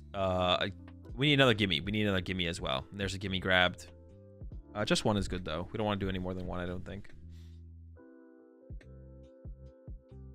Does Caleb not have Dusknoir in there? In here? No, I don't think so. Just concealed cards. All right. So off this golden go, you have to go 2 for 2. We need to get superior and vessel. Basically, the only thing that's like any good here. Superior vessel. There's Fez. We can dig again. But then you have Fez in play, which is another liability. And now off this Fez, we need to find energy superior. We have an energy in hand, so we don't need the vessel. Here we go. Superior plus energy. Could be a vessel. Ooh. Stretcher. How many energy are in the discard pile, though? There's enough. Okay, we did get the KO here, but now there's Fez on the bench, which is another liability, which means Caleb just needs to go Palkia, KO Golden Go, into Terapagos, KO Fezandipity. And now, basically, Caleb can always win the prize trade at this point. It's always losable.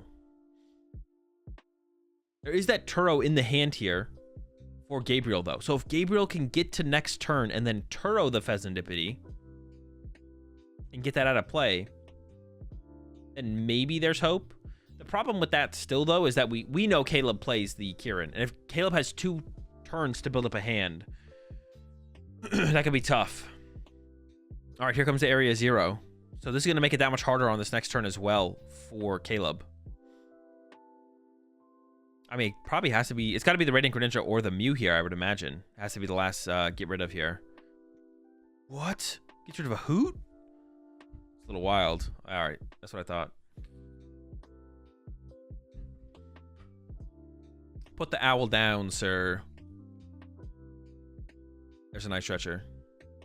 And here is the KO from Gabriel on the Palkia. Okay. It's a pretty solid turn from Gabriel still. The Fezandipity on the bench obviously is just really bad. It's really bad. Because, like, even though Gabriel has Turo in hand, if Gabriel has to Turo next turn, then that's really bad. Because now, like, Caleb's playing with this massively built-up hand over 2 turns, which can be hard to overcome. But let's see what Caleb can put together this turn to begin with. Can Caleb get a 2-prize knockout, whether it be on the Fezandipity with a Terapagos or KO the active Golden Go with Palkia potentially?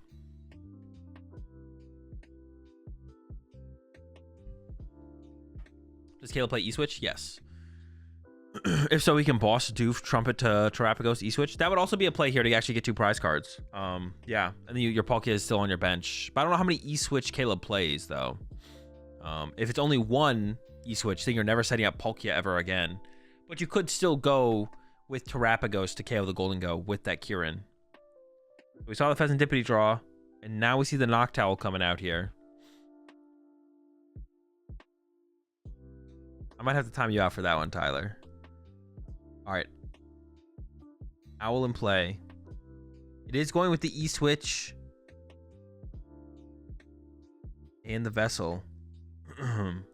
We Vessel away the Palkia V-Star. We Vessel away Palkia V-Star.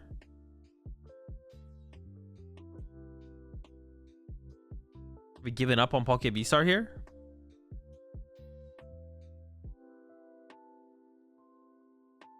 Goes into the concealed. But I'm super curious what the...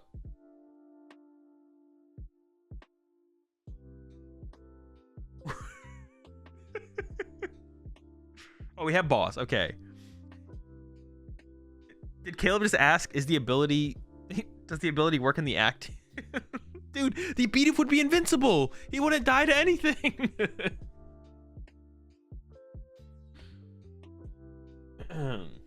Bidoof just can't die. You're not allowed to kill the Bidoof.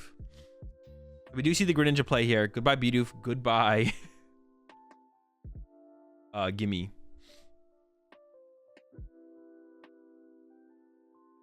You talking about Tyler if Caleb went with the same line of thought? True. It is an okay question to ask because of you are like putting damage on the thing, but yeah, Bidoof is only relevant on the bench, or only works on the bench.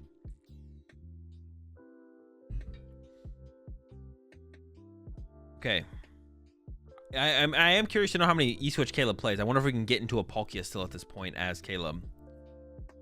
I mean, here as Gabriel, it almost seems like the best thing to do here as Gabriel is honestly just to KO the Pheasantipity or the Hoot Hoot. Well, no, it has to be Pheasantipity. I think here as Gabriel, if you can get back-to-back Gust. The thing is, Gabriel's already played so many Gust effects. I don't know if Gabriel has back-to-back Gust still available. Oh, there's 2 boss in the deck. Wait, didn't we? We played Prime, right? All right, we have 2 boss. Which is the 5-1 Slayer Sims. So if we can get boss, if we get boss KO Pheasant, I think boss KO Pheasantipity is actually the best play here from Gabriel.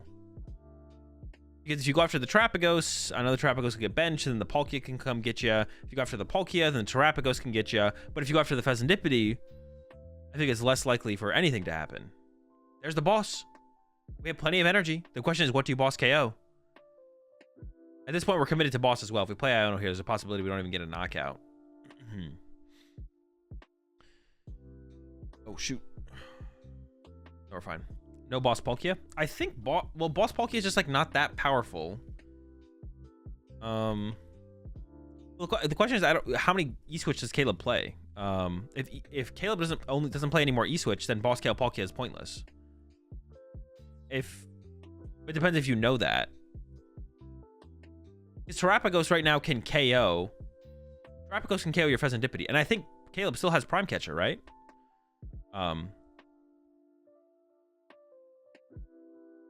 We're going for the Terapagos KO, which does have the energy on it. So that means Caleb does need to find another Terapagos and get 2 energy on it. So the Terapagos and the Pheasantipity plays seem like the best play KOs. I think Palkia is probably the worst KO in this situation. But I'm not sure if it should be Terapagos or Fez. I don't hate the Terapagos KO here either. If we're assuming Caleb probably needs to use Terapagos to win the game, or it's like the most likely out. It's also what enables everything as well. I guess it's like another big thing here as well, actually. Killing Terapagos gets rid of Noctowl. But I guess the question would be like, what is the card that Caleb's most likely to have access to in hand? And the answer is probably Terapagos. The card that Caleb is most likely to be able to draw into is probably Terapagos. So there's that as well to go with everything, I think. The card that Caleb's most likely to have is the Terapagos. All right, there's a knockout. Because you can like Ultra Ball forward or S Ball forward or any of that. So we'll see. Oh, Prime Catcher is still prized here for Caleb. The last prize cards are Prime Catcher Noctowl. Wait, that's huge. So that means to win the game. Man. So Caleb here might not be trying to win this turn. It might be a 2-turn setup here from Caleb, like 100% of the time. Caleb might have to play for a 2-turn win here. But Gabriel only has 1 boss left, and then would also have to find the energy to go with it to KO a 2-pressure off the bench. Well, it is a judge. I was gonna say off this Iono, off these 2 cards, but it's actually a judge, so we get 4 cards here for Gabriel. I could definitely see Caleb walking away with this one, to be honest. I think it's pretty unlikely that Gabriel gets the knockout next turn. I'm possible, though. I'm possible. Oh, there's only 8 minutes left. It would be if Gabriel does get the KO on this next turn, it is just kind of a tie, which is unfortunate. There's that Nest Ball for Caleb, so we can go find a Terapagos again, which will give us access to our Noctowls. I see another Night Stretcher in hand, so it's at least 3 Night Stretcher in there as well. I assume we're going to look for an attachment to our Palkia this turn as well. We want to attach the Palkia V. There's an energy in the deck.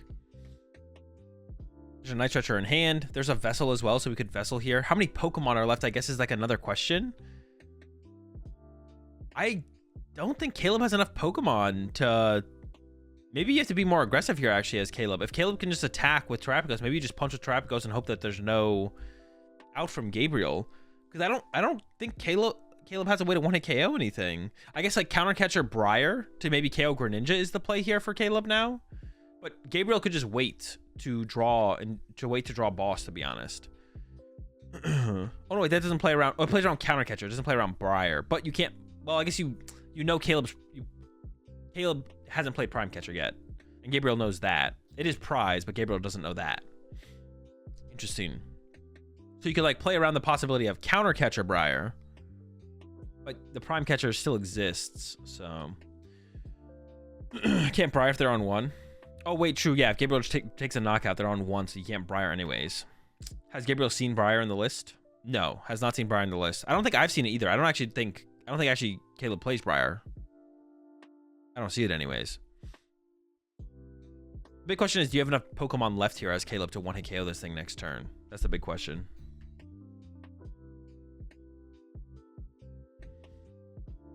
It is just attached to Terapagos. Oh, no, it's a Thornton in hand. I thought it was a counter catcher. All right, there's literally the boss. Gabriel has the boss. 6 minutes left. We're gonna have to see some turboing if Gabriel can win the game here. Gabriel now doesn't need very much. With the boss in hand, you just need a superior. And there's like 2 or 3 superiors left here for Gabriel. He's gonna at least see 4 cards off the coin bonus for 2, has the access to the concealed cards for 2, and then we'll still have that extra energy needed to be able to get the KO. Also has Turo in hand. Has Turo. There's the superior though, so that's game. Dude, they gotta... Criminal. It's criminal. Yeah, so we could have Turo'd the Fez here as Gabriel and then just knocked out the active. There's a knockout. Okay, 6 minutes left. Game 3, round 6. Winner goes to a win-in the next 2 rounds. It's not enough. I don't think it's enough time. I don't think it's enough time. Someone would have to like effectively donk the other person. It's more likely to be... I mean, Caleb does get to choose to go first in this game as well. What if they're actually saying is Golden Go? What if they're actually saying is Golden Go is a top deck? Oh, top deck alert because it won a game. Makes sense.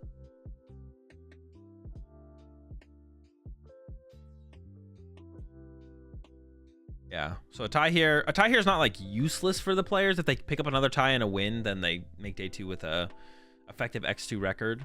That's definitely not why they said it. Wait, do you work?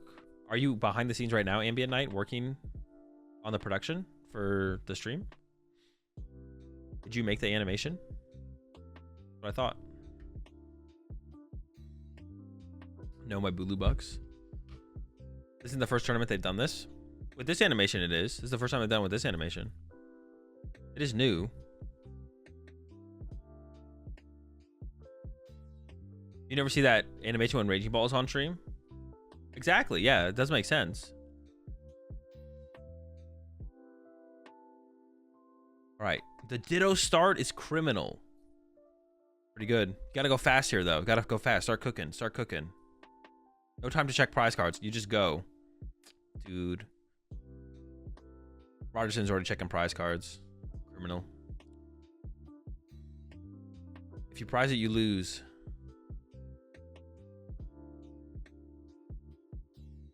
By Noctowl. That's a... Well, nope. Just go fast. I agree. Screw it. Rappa goes off the Ditto. Looking good. Maybe you actually want the Noctowl in your discard pile, so if you get Iono, then Night Stretcher becomes an out, actually. Maybe you do just want one of your owls in your discard pile. Hoots are in. Pass over to Gabriel. 3 minutes left. Dude, did Gabriel just open like another effectively dead hand? I don't know if there's going to be an Iono on the other side to save Gabriel this time.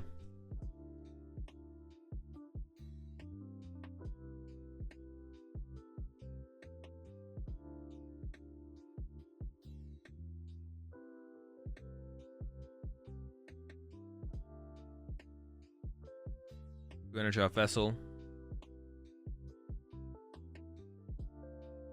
Comes the Ultra Ball. The only thing to get here... Oh, is that a Cypher Maniac in hand? We could go concealed card, Cypher into concealed, I guess.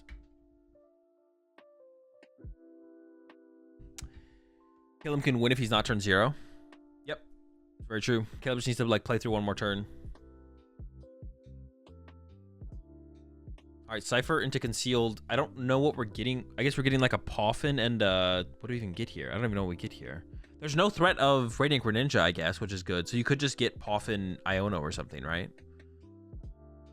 Yeah, you could just get Poffin Iono or Poffin Poffin. But Poffin Poffin means you need a top deck. So I'd go like Poffin Iono here, I think. There's no threat of Moonlight Shuriken on Caleb's side. Caleb does play Thornton, but you can't.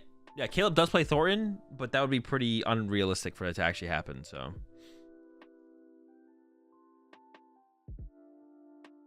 Oh boy. Poffin Ultra Ball? Dude, just grab an Iono there. I think we just always grab Iono there. We're going back in. Maybe there's something prized with the heavy ball so the Ultra Ball can become like B-Barrel, and maybe that's good enough. But we also want to attach for turn to a Gimme Ghoul or to the active so we can retreat it. So this is still like not great. Also, the way this game has gone in general for Gabriel has just not been great, because we've never been able to bench Palkia aggressively to have like Greninja is super good in this matchup for Gabriel to be able to KO Hoothoots. Like Greninja is super good in this matchup for Gabriel, but just never been able to actually get it cooking. There's a Lugia Terapagos at 501. No way, actually, bruh. No way. Like the Area Zero Noctowl cheese deck. No attach active. It's another piece we need next turn now. Yeah, I really don't like that play there from Gabriel. Excuse me. All right. Caleb's just going in. Gotta go fast. Caleb understands the assignment. Can we get to a full bench and KO the active here? Double Palkia's found. Nice stretcher. Second Noctowl. Probably to grab, I don't know, Poffin Vessel or something. Nest Ball. Double Nest Ball that fills the bench. Gonna get Mew and Terapagos, it looks like. The whole squad is here. 30 seconds. For Rogerson to have a chance, you need to have it not be your turn. No room for Radiant Greninja, I guess, is pretty bad. There's the KO. Goodbye, Pheasantipity. Radiant Greninja wasn't prized. I feel like getting Radiant Greninja on the bench over the Mew made more sense from Rogerson there. All right, draw for turn. 10 seconds left. Okay, technically it's possible. Why didn't we get Radiant Greninja? Radiant Greninja's needed, isn't it? It is needed, yeah. Because now Gabriel can just not bench anything and pass. Actually, yeah, Gabriel can not bench anything and pass, and then Caleb can go Radiant Greninja KO double Gimme Ghoul, and then Gabriel can go bench a Gimme Ghoul pass, and then you just lose anyways. Yeah, if Gabriel just doesn't evolve here, actually, even if no, Gabriel could evolve one of the Gimme Ghouls as well, and Gabriel also wins by evolving a single Gimme Ghoul. If you evolve one Gimme Ghoul, Caleb goes knock out your Golden Go, and then Gabriel goes, all right, pass with a Gimme Ghoul and a Greninja in play, and then the game is over. If he evolves one and then does absolutely nothing on the following turn, the game is just full cooked. So the question is just like, does Gabriel realize that? Watch him Thornton the active turtle. I'm down for it. I'm down for it.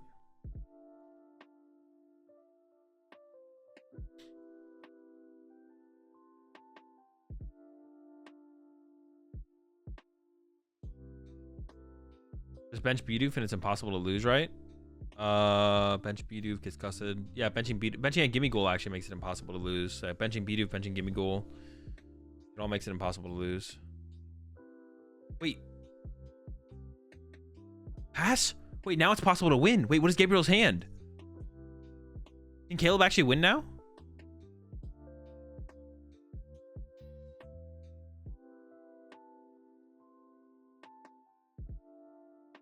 Thornton's in hand. Can Caleb actually get the play, though? Can Caleb get the play? I don't know. There's an Owl. Owl can get, like, what? Double Ultra Ball? And then you still need, like, another Water Energy. We're not all the way there yet. We're pretty close, though. We're pretty close. Oh, there's a Vessel in hand. No. There's a Vessel in hand. Holy.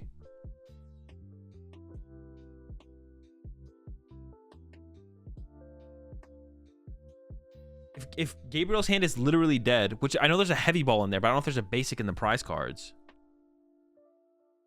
Caleb is not. Is Caleb not on an E-switch? I think he has one E-switch. E-switch doesn't really matter here, though, I don't think. All right, 2 energy. Then Ultra Ball. Doesn't really matter what you Ultra Ball here. Everything has to go.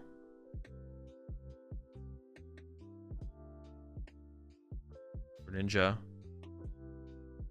Ultra Ball away the Greninja. Grab Palkia V-Star.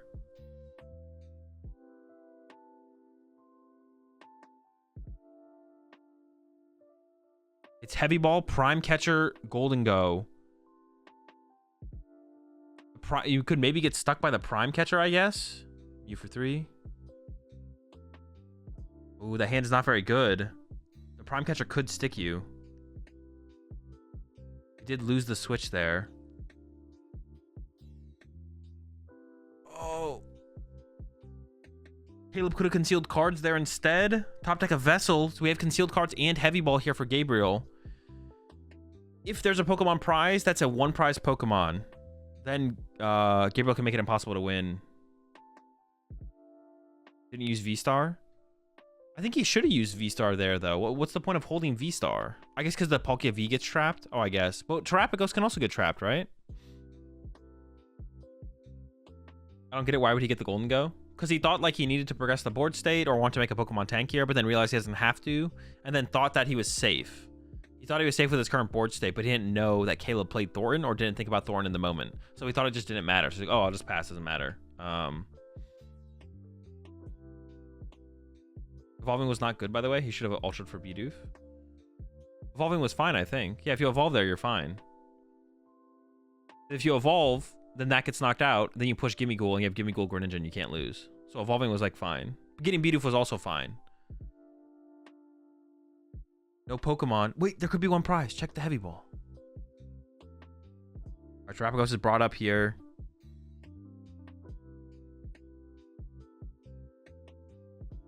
There's Heavy Ball. Is there a basic in there? No basic. Wait, Caleb can actually win. The throw from Gabriel. It's happening. The punish is coming. There's the pass. Over to Caleb. Caleb needs to move the active. Oh, wait. Is that a Trumpet top deck? Wait. Yeah, Terrapagos has 2 retreat cost. I was like, dude, wait, that card's broken. Oh, shoot. Wait, there's a Trumpet. Wait, does Trumpet only go to the bench? I actually don't know how Trumpet works.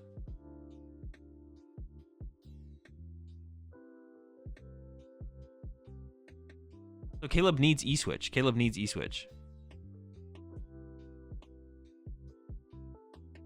Dude, I'm stressing out here. Caleb can draw 3 off Mew and needs to find E-Switch to get the knockout.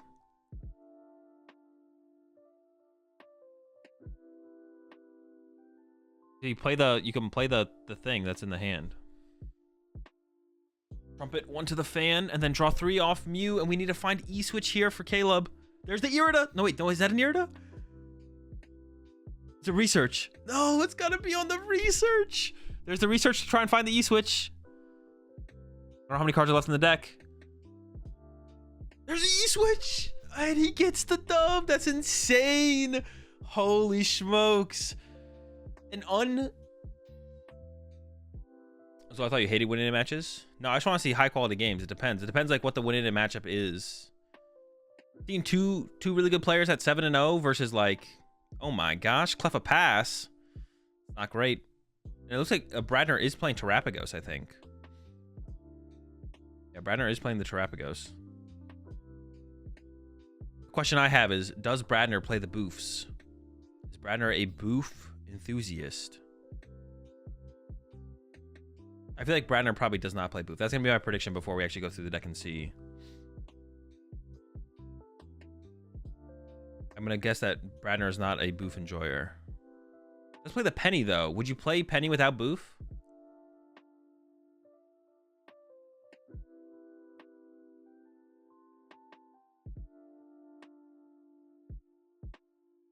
Did we not just saw boof? Did we saw boof? Was there a Boof prize? There was a Terrapagos prize. Oh, there's Boof. You're right. You're right. You're cooking. Boof's online. Boof's on deck. Boofs are pretty big in this matchup as well, I feel like. It takes away a lot of potential plays from the Drago side from Alberto. Of course, draw attached to Cleffa pass also takes away a lot of potential plays from Alberto as well. So Alberto's just not in a good spot in general here. Here comes the Fan Rotom. Are the Boofs on the way? I assume we're getting one Boof here. We probably want to leave a bench space open for Terrapagos. So I assume Boof, we go like Boof, Owl, or something, would be my guess.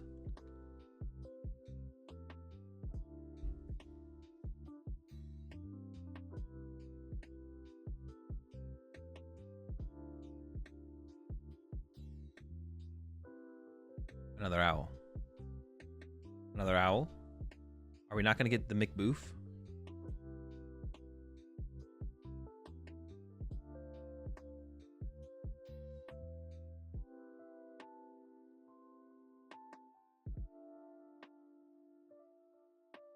No Boofs, okay. The Boofs feel like they're like a hard thing to find as the game progresses. I feel like committing to finding Boofs now always feels so much better. Like finding a Boof. Like getting like one Boof. There we go. Okay, there we go. That's what I'm talking about. Get the Boof. Get the Boof. That's what I'm talking about. If he has Jet Stadium in hand, I'm going to be tilted.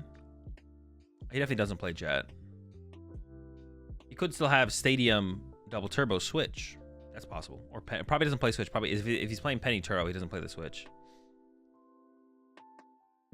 Having a full owl to finding your Boofs can feel bad. Yeah, it feels so bad. I feel like getting one Boof is... Oh, isn't gonna even bench the Boof? No bench of the Boof? Pass, okay. Is Alberto top deck? I don't think so. Is it literally pass? Or maybe you can draw a card with Cleffa? Jamming Tower, draw one? There might be a research in the hand, actually. Yeah, I guess debating not even playing the Jamming Tower to begin with. Yeah, here comes the research. Okay, we are live. We are live. Who's an E-Switch and a Super Rod there. And a Boss, honestly. And a Fire Energy. I don't know how many Fire Alberto plays, but Alberto's probably playing a pretty similar list to what he played at the most recent tournament that he won. I forget what it was called, but it was a tournament, and he won it. So we definitely want double Drago here. So we're probably looking for the pawn draw first from Alberto. What would be the argument for not playing Tower? I don't really think there is one, to be honest. Prime Catcher found. Prime Catcher's not great. You could play it to bring up like a Hoot Hoot here, though. Because the Pidgeot has free retreat. Hoot Hoot does not. So it wouldn't be terrible to like go retreat Cleffa, prime up a Noctowl. Alberto doesn't even have an attachment for turn still as well. Dude, the turn 1 was bad, but this turn 2 is like also pretty mid. Doesn't even have like attached to Drago this turn. Like, yeah.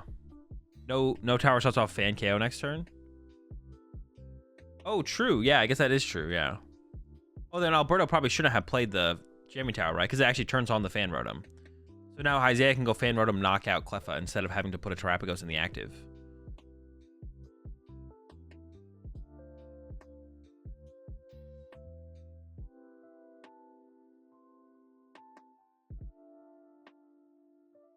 Can Alberto draw one card off this Mew?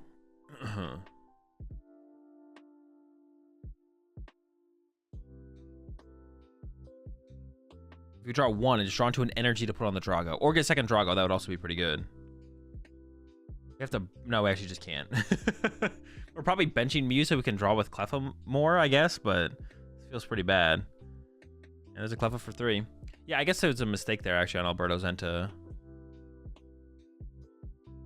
put the Jamming Tower in play. We'll see if Bradner capitalizes on the fact that the Fan Rotom is online here.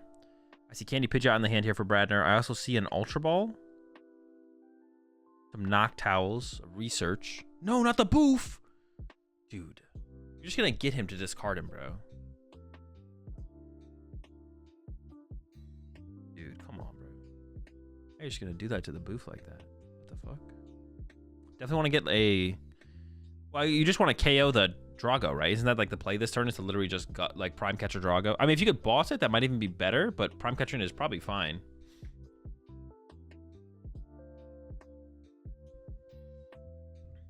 Or my Casaras. True, honestly, Alberto's gonna need the Casaras, but none of them are there. Might be time to pack it up. Owl.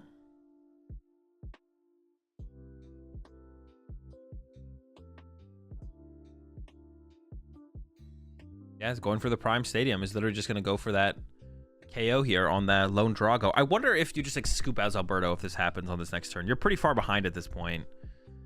Like if the KO fully, and it's probably going to happen. It's like super likely. Actually, it's almost like guaranteed. Well, not quite, I guess, but it basically, you have to draw like, I don't even know what Isaiah would have to draw, how badly Isaiah would have to draw off this research, but it'd have to be pretty bad.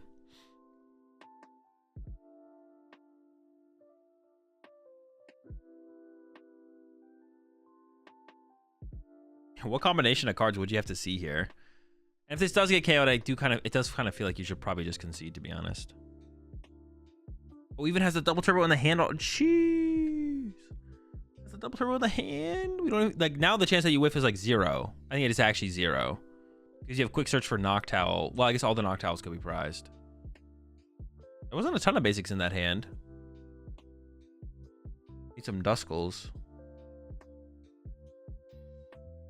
I think you're guaranteed it here by just getting Poffin off Pidgey.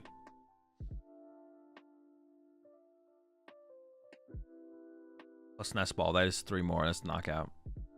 Only 8 rounds today. 8 rounds today, 4 rounds tomorrow. Plus Top Cut. That's sad. True. Yo, Boof? We cooking... Oh, is that a Noctowl, actually? It might be a Noctowl. Another Terapagos in the hand.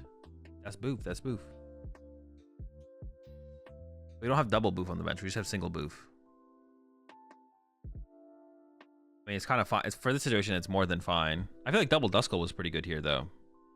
You can go like Candy Dusknoir on the next turn. You can just win next turn by going Candy Dusknoir.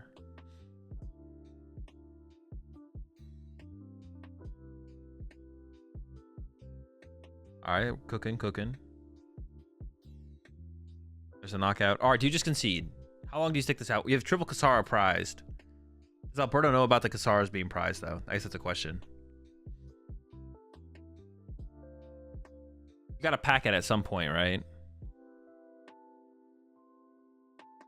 I would not hate to see Alberto pack it right now.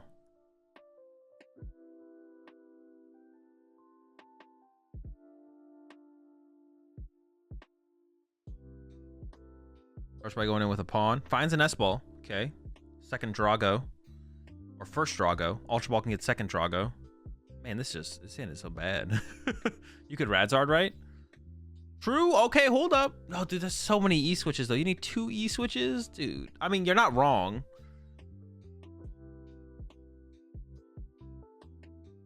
There's 3 E-switch left in the deck. Yeah, I mean, you're not wrong, I guess, technically. I mean, is that what you go all out for here as Alberto? Is just like double E-switch? Maybe that's the play.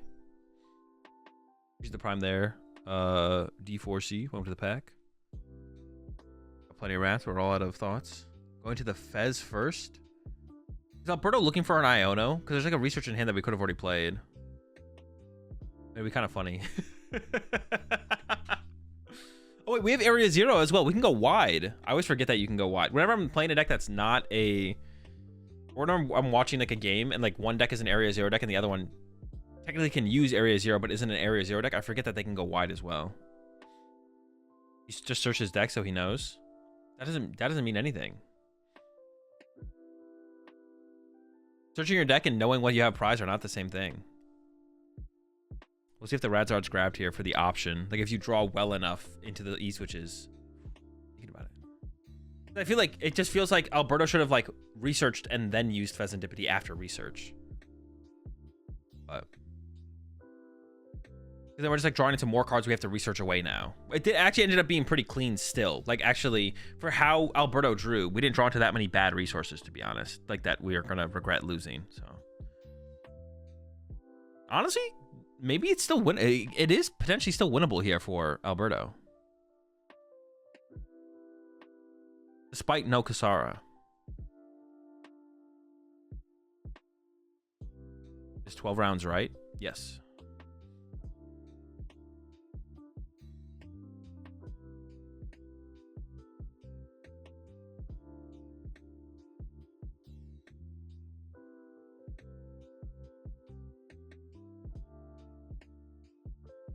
There's a Super Rod. All right, then we can bench another Drago, and I guess we just research away the Prime. We're looking for attached double E-switch. Zard knockout, I feel like, from Alberto here. I guess you don't just lose if you whiff, though. If you just whiff, you don't just... Well, actually, because you prize 3 Iono, I think if you... Actually, I think if Alberto whiffs here, Alberto does just lose. Because you don't have an Iono to disrupt Bradner's hand. If you have an Iono to disrupt Bradner's hand... on this next turn, then you could theoretically make a huge comeback. But because of the lack of disruption, I think Alberto has to get the knockout this turn. And I think Alberto whiffed here. I see 1 E-switch in a vessel, but you need 2 E-switch. So, you did get the stadium bump. Once again, you have no hand disruption. And it's not... Bradner doesn't know that. Like, Bradner was probably expecting the possibility of Iono last turn, and then going to this next turn, Bradner's gonna be like, well... there's a possibility of the Iono. Oh, we can draw 1 more card here with an Ogre Pawn. Hold up, we're not done yet. But wait, there's more. Ogre Pawn for 1. We're not done, we're not done, we're not done. I take it back.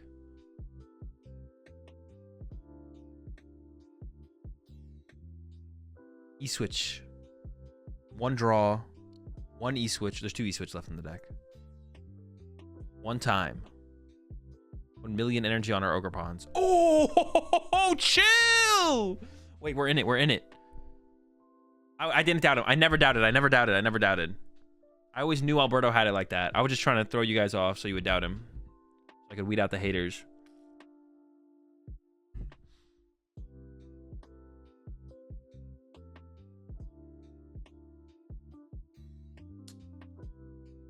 I figured out who you are. I figured out who you are. Where's the top deck animation? Yeah, what's the point of having it if you're not going to use it? Where the boof's at? True! Where the boof's at, Bradner? He discarded a boof. That's what he gets. Bradner discarded a boof on the card and then never lucky. I don't know about the Sinnoh play here, actually. I don't know if I like the Sinnoh from here. I think Alberto should have held the Sinnoh here. Well, unless we're really trying to get rid of liabilities on our side of the field, which Alberto might be more thinking for his side of the field than Bradner's. Actually, I don't like the Sinnoh there. I think we could have held the Sinnoh to combo with an Iono, because we're always dying here. I feel like Bradner has got 2 Hoot Hoots and like a billion card hand. Although maybe Alberto's thinking about using Legacy Star to recover the Sinnoh. That could be what Alberto's thinking here. Is I'm gonna use Legacy Star to try and recover the Sinnoh. Although that seems pretty unlikely to be able to do that. All right. The Radzard. Bradner also got rid of... No, it's fine. That's fine. Now we got the Kasara. Kasara on deck. Is the comeback real?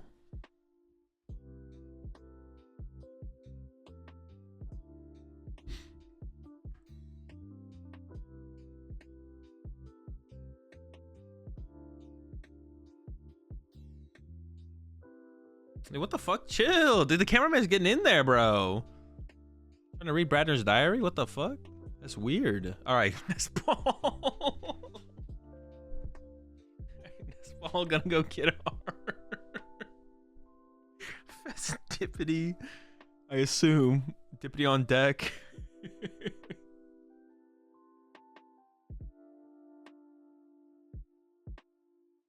And then... honestly, I don't know how Bradner approaches this from here, because Bradner could Iono here. Bradner could go like Iono knockout active here, theoretically. I feel like Bradner is probably going to play towards get that boof, getting boof down, first of all. Although, yeah, trade the boof squad. But probably he's just going to go like boss knockout, Palpad recover boss is probably going to be the play here from Bradner. If I had to guess, Bradner's list probably looks very similar to Tord's. Yeah, there's the boss. Plays the heavy ball.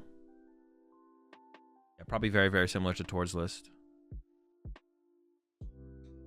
And I see the Pal Pad in the hand. So yeah, I think Brandon's just going to set up for the boss KO. So probably going to go KO the Pheasantipity this turn, and then... Yeah, KO Pheasantipity this turn, and then KO...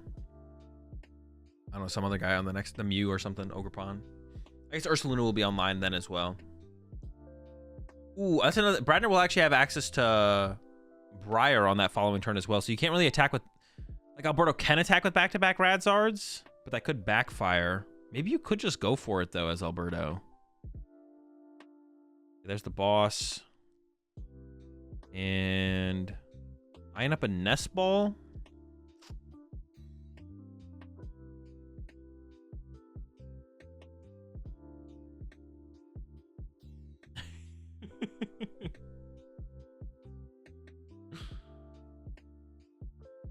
Guessing Brandon on 101 Dusk. It's at least 101. There might be 2 Duskulls in there though. I guess it would be there's still 2 Duskulls because I think there's a lot of times with the deck where you want to have like having the threat of Dusknoir is like really a big deal. So getting 2 Duskull down, like having to rely on Thornton the next turn all the time doesn't feel good. There's the boss on the Fez. We got to go wide again. Yeah, I feel like Alberto's going to be recovering that Sinnoh and go like a Sinnoh Iono again and pray that kind of holds. And might even just attack with Radzard, to be honest. From it might be what we see. Oh, it doesn't even work anymore because the boofs. Ooh, wait, what do you even? The boofs are too good. The boof shuts down the Radzard knockout. Pack it up.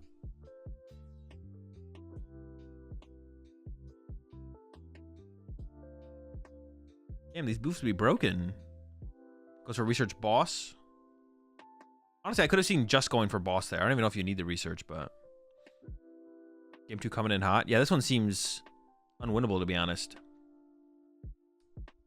Seems pretty unwinnable.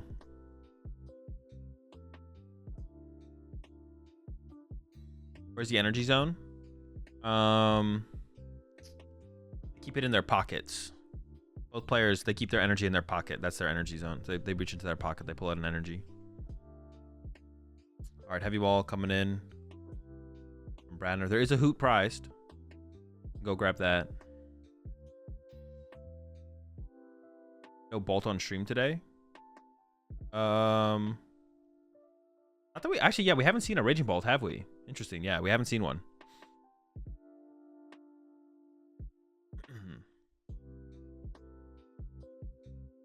The boofs are on. The hoots are in. The Terapagos is out. Brandner's ahead on the prize exchange. Brandner's in a pretty set up spot here. I feel like Alberto's just got to like put down the Temple of Sinnoh and make Brandner choose what to keep, and then then play out the rest of the game from there. So I feel like Alberto almost needs to start the turn by going Legacy Star and recovering Sinnoh, and then just like play the Sinnoh and make Brandner choose. This is why I kind of want to see Alberto hold the Sinnoh for a turn. That's why I kind of want to see Alberto hold Sinnoh for a turn. Because I feel like also playing the Sinnoh on that last turn from Alberto almost like allowed Isaiah to sculpt a better bench, right? Like this bench from Isaiah is better than the last bench, right? So it almost was like good for Isaiah that this happened. Well, I don't know about good. It's not bad though. Doesn't feel bad. Going with the pawn first. Drago V-Star. Like I said, I feel like you maybe can just rip the V-Star now. Rip it first and then Iono. Gotta canceling Cologne it. Hit him with it. We're gonna cycle. An Ultra Ball. Iono to 2. Holding the Legacy Star. If you want to attack with Regidrago this turn, Alberto has to draw into an E-switch off this Iono.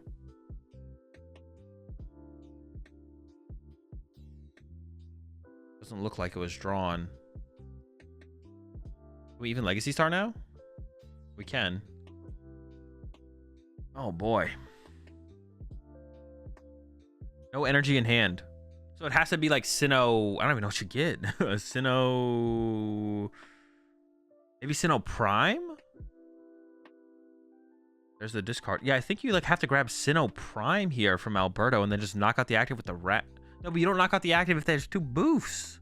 This is why I think Alberto needed to... I think Alberto needed to just use Legacy Star before the Iono. Just use Legacy Star, get back Sinnoh, and I don't even know what else you get. Get something. And then just like put the Sinnoh in play and make Bradner choose with way less information. But now Bradner has so much information to work with. There's the Sinnoh. I could be wrong though. Yeah, Prime Fez works, but how do we get our last 2 prize cards? I feel like getting the last 2 prize cards is impossible here for Alberto. Owl number 1. Rapagos number 2. And then we get rid of a Hoot Hoot, right? We don't need another. We want the boofs. The boofs are big. Let's go insane here. Honestly, I hope Bradner loses. Back it up. Do we really need 2 Hoots here to KO a Mew? Bradner better lose. Yeah, how do? Well, maybe we could. Maybe we need the Owl actually, because you can just Stretcher chain. You can just like quick search for Stretcher.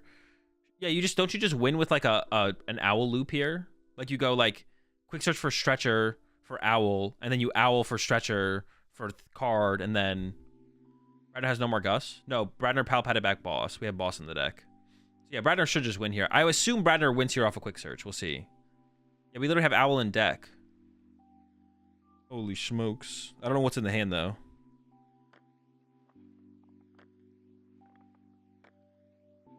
Oh, shoot, yeah. yeah, Ursaluna win. No, Bradner plays Boss and Palpad. He Palpatted the Boss back. He went Prime Catcher, Boss, Palpad, Boss. All right, that works. That works. All right, game 2 coming up. Let's see if Alberto has a better start than Cleffa, attached Cleffa Pass.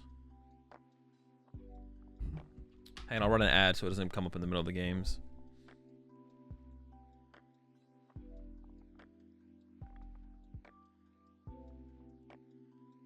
It's not like they cut to anything there. Why did they even do that? Now I'm just getting tilted by the production.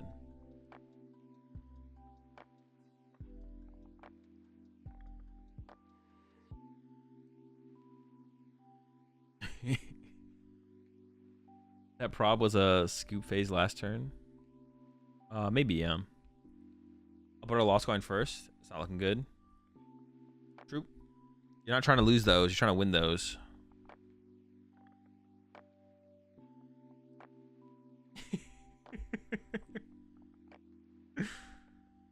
The Zard play was pretty hype there for sure when Alberto hit it. I think if Alberto whiffed that, Alberto definitely should have conceded. I guess you have like an out there. I don't know. Maybe Alberto still should have conceded, to be honest. You're so far behind. You're not making any big plays happen. And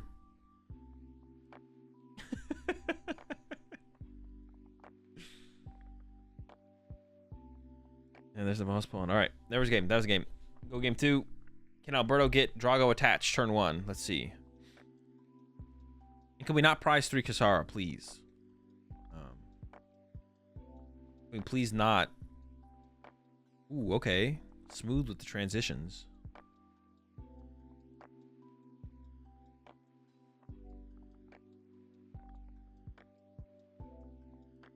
We can prize 1 Kasara, but not 3. Dude, get Alberto a Drago, please. There might be one in hand, actually. There's not, bro. Jeez, man. No, there is. We have Vessel Drago. We're chilling. I just want to see a game here. Alberto definitely turned that first game into more of a game than I thought it was going to be. Kasara still prized with the Prime? Okay, put the Kasaras back in there. Give us the Prime Catcher back. What the heck? Please.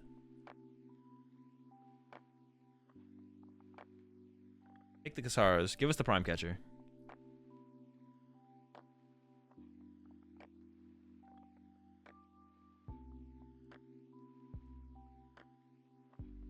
Boostar's a scoop angle. True, Boof do not be moving very much.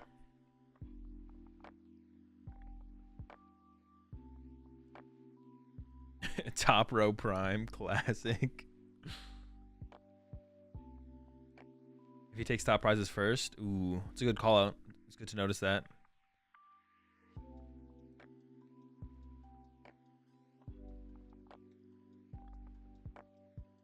Get rid of the super. You could get rid of the Pheasantipity though, and then play the Super Rod. Like you don't need Pheasantipity right now. Establishing Pheasantipity is a big deal, I guess, though. But you don't want it. I guess you. Yeah. I guess in my head, I'm like, you don't know you want it for sure. I don't like this grass and fire take. I feel like we should just take fire and just attach. We want to draw more cards with Mew. Why would we ever want to draw less cards with Mew? I don't think that makes any sense. There's a chance that we draw into a grass energy anyways, and then we just get, I don't know, back flooded with freaking energy. Oh wait, we're just chilling here. Okay, I don't hate this as much then. Oh wait, no.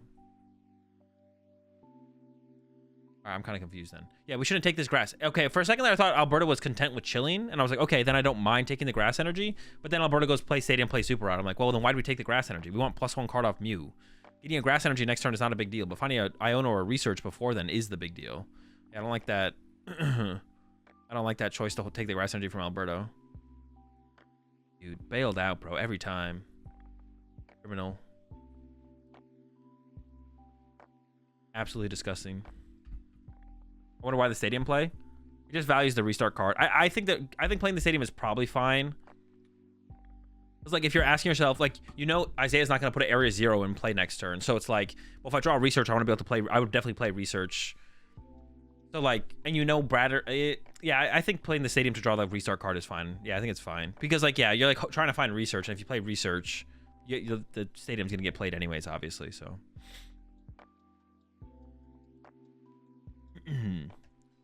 I don't hate it.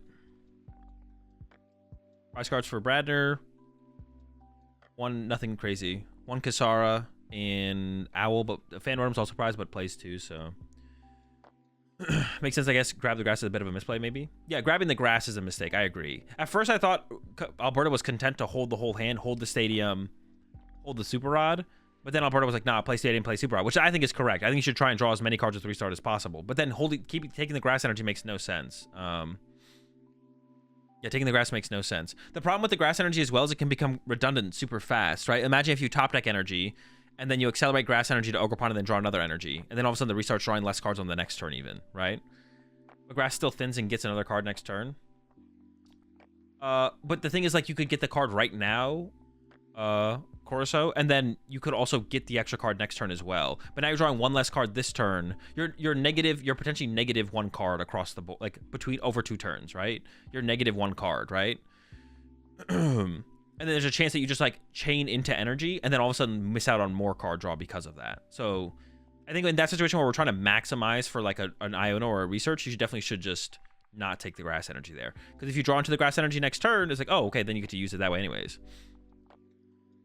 You're content with 1 less card from restart? I'm not. Alberto is. I think Alberto shouldn't have taken the grass energy off the vessel and should have drawn 2 cards off restart. I think it was a misplay from Alberto. Ooh, the Dragapult top deck there is kind of gross, though. That is a pretty good draw. Also, Isaiah's setup here is pretty bad. Restart for 1 coming in. What is it? A-switch? Oh my gosh! Dude, send him to jail. He's cheating. Again, he did it again. That's insane.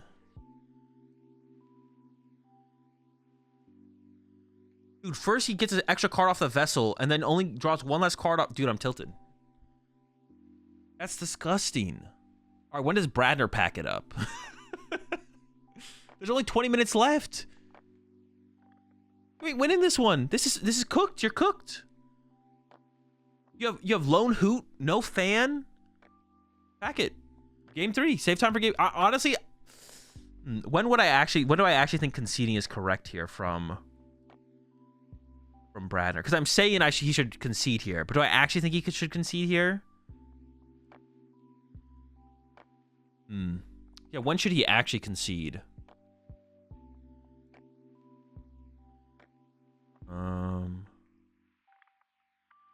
I'm actually not sure when I actually think he should concede. We'll see what Bradner's next. Maybe Bradner can play 1 more turn. Maybe Bradner should take 1 more turn. Terapagos can play the full game in +3. He just has to wait like 8 more minutes. I mean, but I don't know. Every time I watch these games, though, Jake, it never goes that way. Like, what you're saying is true, but it just never goes that way in Drago versus Terapagos. There's always so much more happens and gets involved.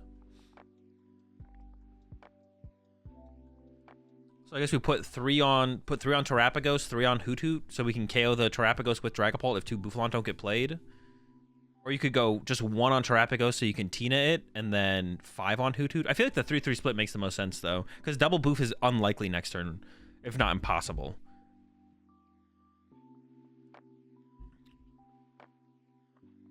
To be fair, if you deduct prize checking, you've only played 5 minutes. True. Think about the prize checking factor. Can't forget that.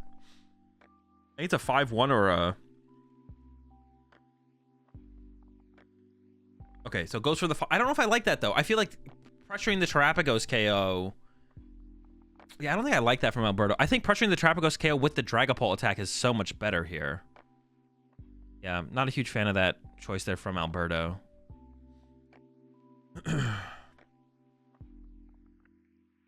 5-1. Yeah, the 5-1, like, yeah, having to KO the active Terapagos through Tina. Why would you want to force yourself to have to Tina? You don't have Tina in your discard pile. You have to Lost Zone 2 energy, and then you don't get to threaten Duskull in the same turn. So now Isaiah can bench Duskull, and then Alberto has to choose between kill Duskull or kill the active. Because, like, yeah, Bradner's never getting double Boof on the bench here. You never play as if the double bench is possible, or the double Boof is possible, right? Like, as Alberto here, you never, like, KOing a Bouffalon with 0 Bouffalon on the bench with the setup that Bradner has, you just assume double Boof is not happening, right? And it could happen. Like, double Boof could come out next turn, but you should just assume it's not happening. So then you want to open up the active KO through Dragapult, I think, for sure. Noctowl isn't even in Pult range? No, it is. You can put 5 on there and kill it. So Alberto can, like, punch and then knock out. What do you think? I have no idea what that name of that card is. The next big card to play in all decks? Oh, wait, is that a different name of a different card? What is that card? Is it just the name of one of Alberto's cards?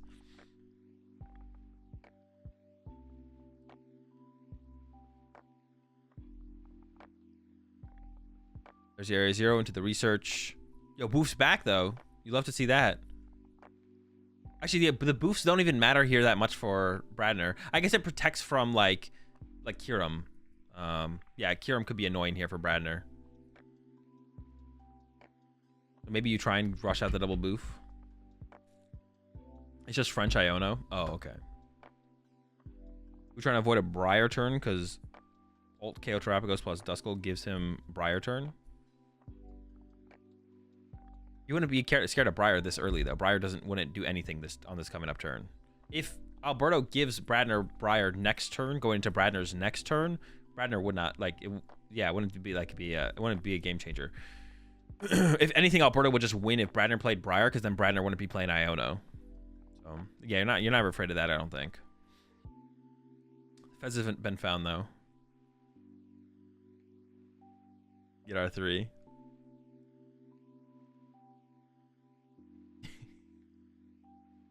Isaiah Briarner, is this anything? I mean, if Isaiah uses Briar at all on stream to any cool effect, I think we got something there.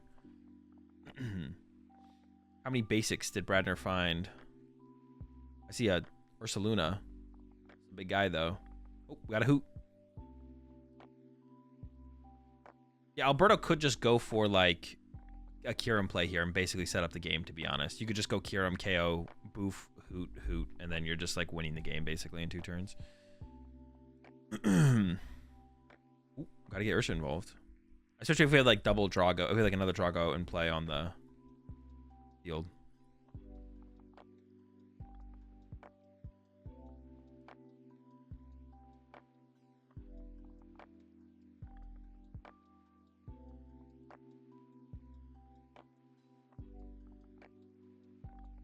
I think they're talking about if you attach there. I actually don't remember. Someone in chat probably knows. What do we think, chat?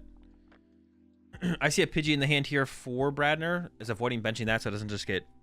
Yeah, Kyurem attack here seems really good from Alberto. Just get rid of Noctowl, Bouffalon, and the Hoot Hoot. And it's just a bunch of 2 prizes in play. Should be pretty good. We'll see what Alberto gets access to, though, and what Alberto chooses to do. The more I think about it, the more I think Alberto messed up by not putting just 3 on this Terrapagos. Yeah, not putting the 3 on the Terrapagos is like, the more I see it, the more I'm like, it would be just so much. Oh, the Kyurem's in the hand. If Alberto can just evolve the bench Drago V to a V-Star, Alberto's in such a good spot here. Because Bradner could still make things pretty troublesome. Bradner could still make things pretty troublesome if he has Iono knockout without a Regidrago in play. But the Kyurem play here looks too clean. The Kyurem play looks way too clean here. What about Punch Terrapagos plus KO Howl 10 on Fez and then Boss KO Fez? That could work. I'm not against that. Okay, I can get behind that. I can get behind that. You don't get Iono'd low. Can Bradner ever... But Bradner could have, like, Penny. What happens if Bradner... What happens if you get Pennied against? How scared are we of Penny at that point, though? Because that's what would happen, is we would get Pennied. Bradner could bench... Or, excuse me. Alberto can bench the Ogerpon and the Radzard. Does not bench the Radzard, but goes with another pawn on the bench. And it's still getting 5 off this Iono here from Alberto. You see Alberto's picking up the pace of play a little bit here for sure. There's the V-Star. I mean, that's all you really needed here. Oh my gosh, and an E-Switch? Bro, pack it, pack it. It's done. It's cooked. You can Ultra Ball for Pheasantipity as well, and then you just can't lose. You can't lose. I think Bradner needs to pack it up. Someone's got to someone scoop this game. Alberto needs to scoop for Bradner. Just reach across the table and pick up Bradner's cards and put them in the stack. If this match ties, I'm going to be disappointed. Dude, we still have Legacy Star Bradner. Pack it up. It's over. There is no line. The line doesn't exist.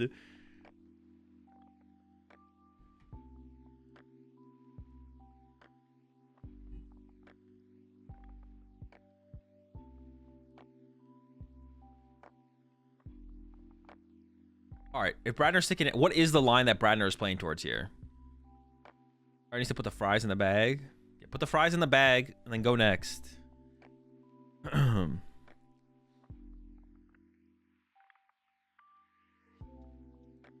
Maybe just doing a resource check real fast just to know what's gonna happen. There's no out. There is no out. He's drawn 0 prize cards, and Alberto still has Legacy Star. Although I would be really impressed if Bradner somehow came up with an out here. I'd be hella impressed if he came up with something. I see nothing. I don't think there's anything you can do. Even if you have Iono here as Bradner, there's just not an out.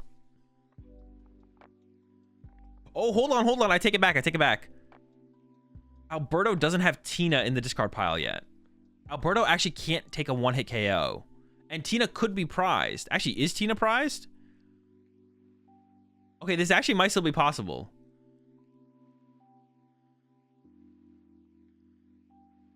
Yeah, Alberto doesn't actually have access to Tina. I thought he discarded Tina turn 1. Oh, did he? No, I don't think he did. I don't think we have Tina set up yet. You know, Tina's right there on top of the deck.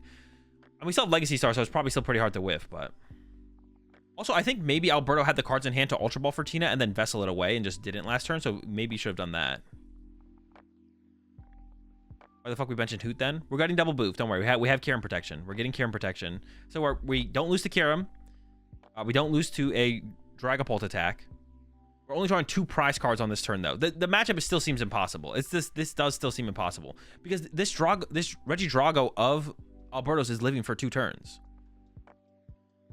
We literally have game in hand, as long as it's in the deck. I don't know if it's in the deck, but I assume that's one of the things Alberto probably checked, was making sure Tina was in the deck. Still sequencing it, trying to sequence it optimally just in case he forgot. Sort of Ultra Ball and switch. And there's the Giratina.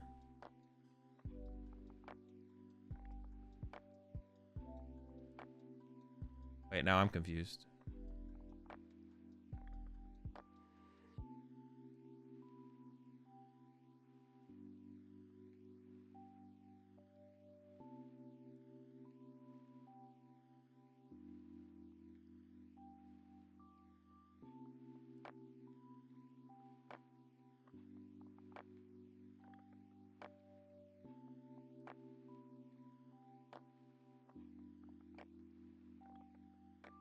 Okay, well, okay, so I don't actually blame Isaiah for not conceding here.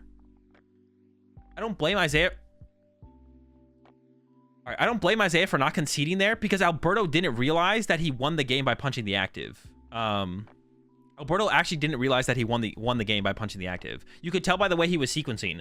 And Bradner picked up on the fact that Alberto didn't realize that he just had game and then was like, okay, well, if he doesn't think he wins, then I'm not going to just concede because what if he does something stupid? And then, but Alberto did find the boss. Actually, Alberto had Prime Catcher in the discard pile, so could have just like Legacy Starred into it. But maybe, but it's fair for Bradner in that situation to be like, well, he doesn't see that he literally just has game. So maybe he'll just do something where he never wins. Maybe he doesn't think he can win at all this turn. Yeah.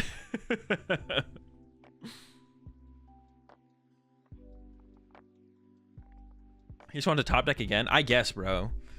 Alberto just loves getting those restart for ones into the perfect card every single time. Ryder knew his only win con was human error. Yeah, but it's like such an absurd Prime was prized. Oh yeah, Prime was prized. It wasn't discarded early. It's such an absurd human error though. Although Alberto, Alberto didn't reach, like didn't absurdly throw or anything there. Alberto didn't absurdly throw or anything there, but like, yeah,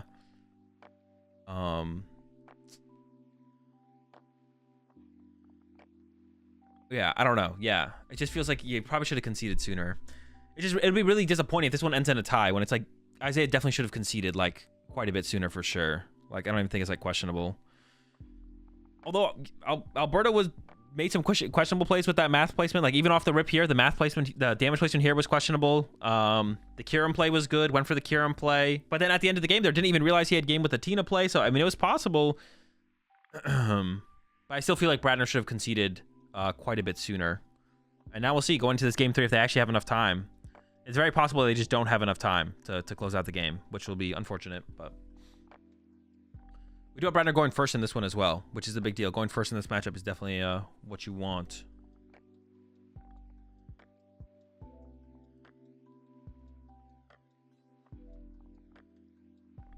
Have you considered that Bradner might have just been enjoying the game and didn't want to end so soon? True. You're right. Bradner whips out the picnic basket and blanket. Him and Alberto take a break in between in the middle of the game. Just have a moment. Couple of lost Tina enjoyers. Prize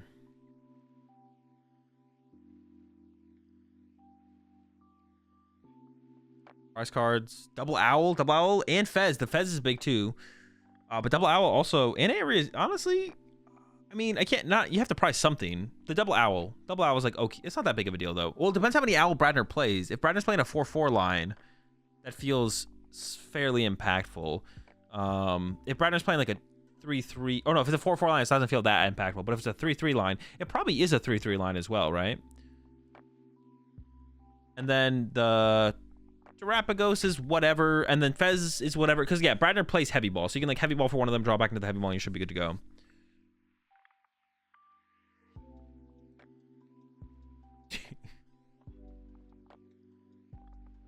Jake back with another insane take. Wait, did Bradner just not get fan Rotom off the Poffin? Do we have? Oh, we have another Poffin. Oh, we have fan Rotom in hand. Day 1 is 8 rounds. Day 2 is 4. 12 rounds total. 12 rounds total.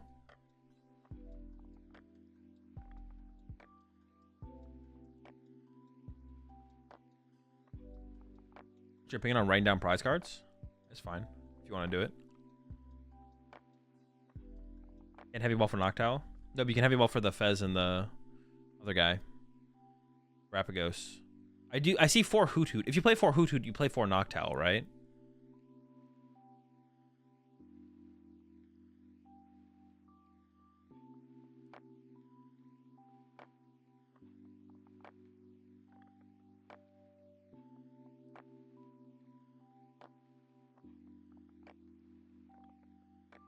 Jake said that if I'm at 10 minutes to scoop runner.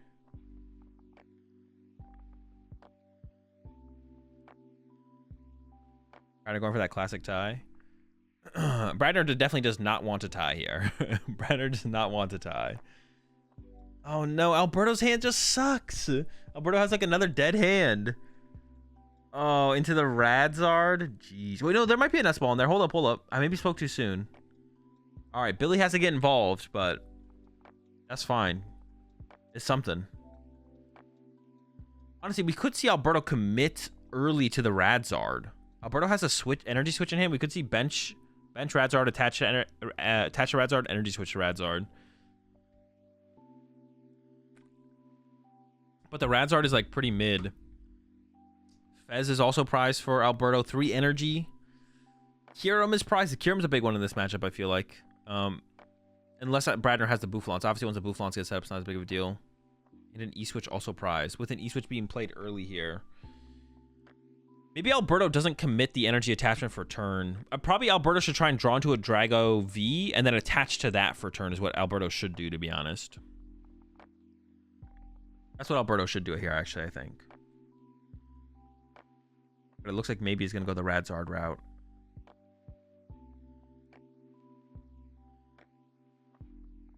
I think you should E-switch to the Radzard. But I probably wouldn't attach for turn to Radzard. I'd probably hold my attachment for turn to be to a bench Drago. Ooh, we're going to go to the active Drago. Yo, chill! What? He's dead. The Drago's dead. There's no way. That's such a commitment. I feel like trying to find a different Drago and attach to that. I don't hate if you E-switch to the active Drago. Oh! No, wait, hold on. If we E-switch to the active Drago, then we should like save our attachment for turn to the bench Drago, I feel like. I feel like we should have waited. We still have an Iono to play. Or we could research here, actually. There is... I can't really tell what's in hand. There's a Tina in hand. There's some other stuff, too. We've got 2 minutes left here.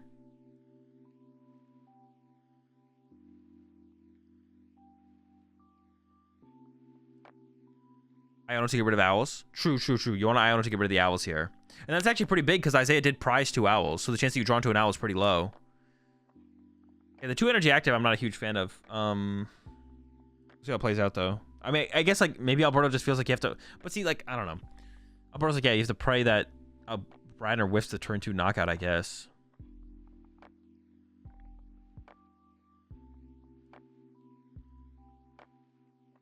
It's going in with a nest ball. I assume for Mew. Fez is... Oh, another pawn. Never mind.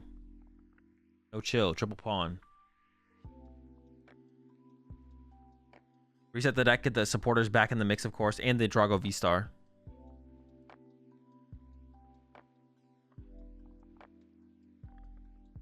Are both pawn used? Wait, that's a good... Yeah, he didn't use both pawns, did he? He just forgot to remove the marker from the previous turn? He did? I don't think he did. Got the fire?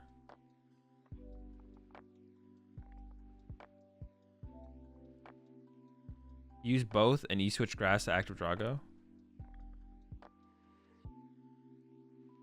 No, I don't think he used both. I don't think he used both pawns. He used 2 of the 3. He didn't use 3 of them, though. This is his first turn? This is only turn 2? This is turn 1, yeah. That's Squawk? Wait, the pawn is a Squawk? Oh, shoot. That's crazy. Oh, that is a Squawk. Oh, my gosh.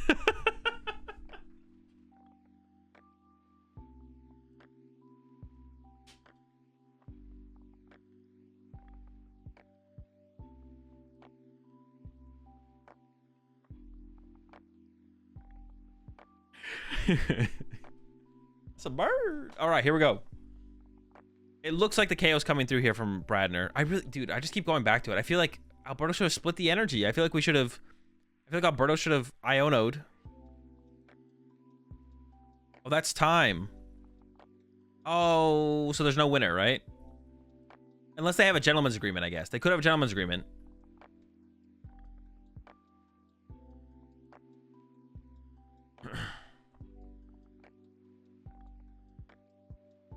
Wait, was this last prediction for this round or the last round? Isaiah can still win. Oh, that's true. He just needs Dusknor. He needs double Dusknor. True. Can you gentlemen's on stream? Yes. He has to go Poffin for double Duskull here. If he plays 2 Duskull. I mean, you could just get 1, I guess. You could Thornton it, I guess. They should have a gentleman's right if it's a X2 clean cut. I mean, it's not gonna be, well, yeah, it'll be asymmetrical cut. Yeah, yeah. I mean, they should. Yeah. Yes, they should.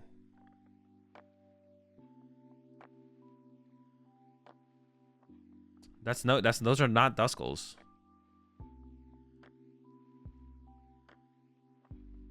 I would hope that they have you Ultra Ball a Duskull. Interesting. If you Ultra Ball Duskull, that almost makes you think that they probably have a gentleman's agreement. Could you ever lose to Kirama if you get double Duskull? Maybe. For this current board set, I would bet not, but I guess it is possible.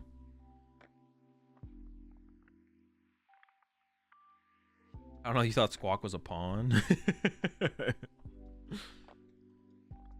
Does he even play Duskull? Yeah, we've seen a Duskull from Bradner, right? I'm pretty sure we have, yeah.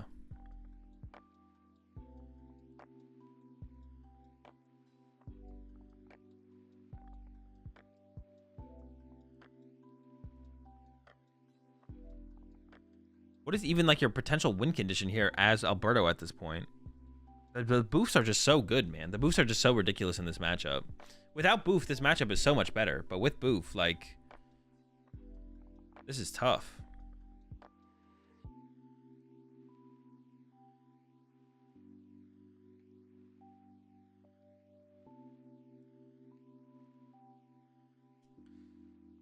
I think that's why they weren't stressing the time so much, because there's a gentleman's on the other end of the... Yeah, there might be.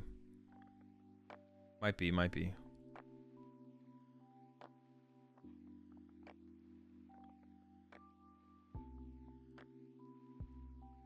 How can Bradner take 4 next turn? Well, he can't anymore, but if he had bench a Duskull, he could have gone...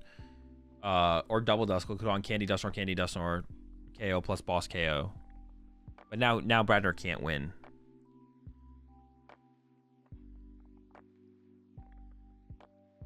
And Bradner can't win on the next turn. The grass attach active before using Squawk was criminal. Yeah, I did not like it. I did not like that. I feel like we should have gone for a split, but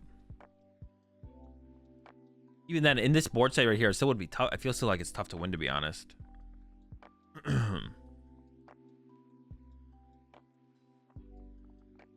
Yeah, I used to be pretty confident like that Drago is favored in this matchup without Bouffalons. But with Bouffalons, honestly, I think it goes the other way. I think it's like Trapago's favored for sure.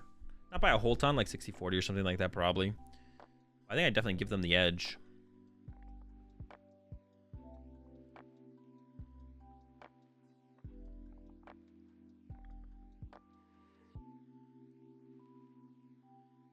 That's why we play Haxorus and Regidrago. True, that would work. Maybe that's necessary now. I could see it.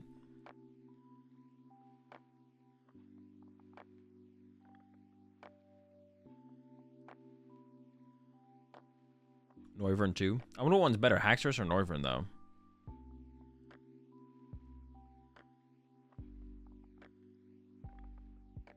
Alright, Canceling Clone and then Iono here from Alberto.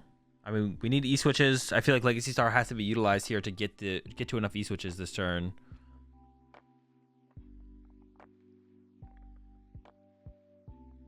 It hits for 230 in other matchups. Noivern is just win more for this matchup. I could see it. I mean, if Noivern auto wins this matchup, then I would rather play Noivern, I think. Like if it goes from like a matchup to an auto win, but I don't actually know how much of a difference they make.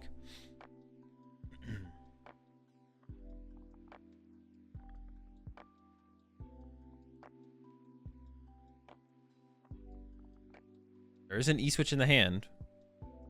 But yeah, but punching the active is just so weak. Like, it doesn't ever lead to anything, I feel like. All right, V-Star's going down.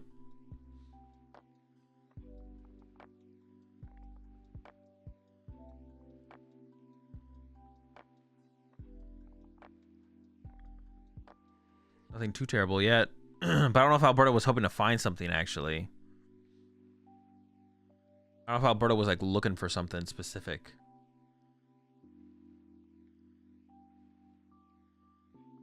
That's double E-switch. You're not taking like a relevant KO this turn. He's going for E-switch grass. Oh, we maybe need to dig a little bit deeper with Ogerpon here, I guess. I feel like Alberto, maybe is Alberto playing for boss? Or a prime catcher, excuse me. Maybe is. Dude! He got it again, bro. He did.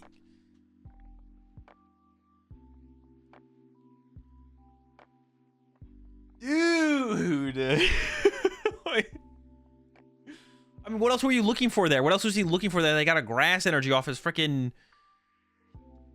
Gosh, dude, every time, bro. He's just, I have one card. I can draw one more card this game. Let me just go ahead and get my my energy here, or my prime catcher. First was the E switches. Criminal, man. It's criminal.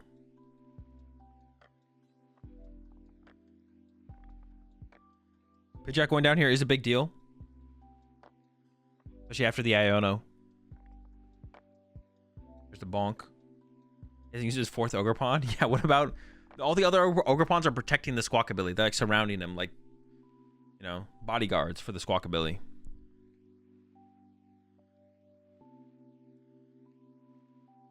All right, the Owl gets pushed here from Bradner. It makes me think there's going to be a prime catcher play coming up here on this turn then. Right? That's the only thing that makes sense to me.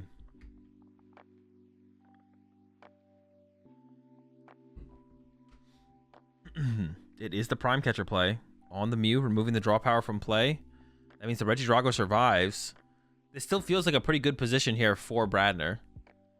What can Alberto even do on the next turn that, like, does enough to have a chance?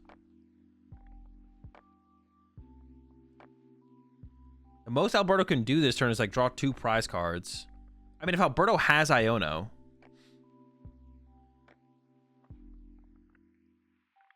Alberto does have Iono. You could go Iono Kyurem. And you could go Knockout Fan Rotom, Knockout Noctowl, punch the Terrapagos, and then Charizard KO it next turn, I guess? Can you cancel and clone the Boof? No. Sinnoh Iono? Yeah, Sinnoh Iono would... There'd be something there. Sinnoh Iono is something for sure. It's definitely something.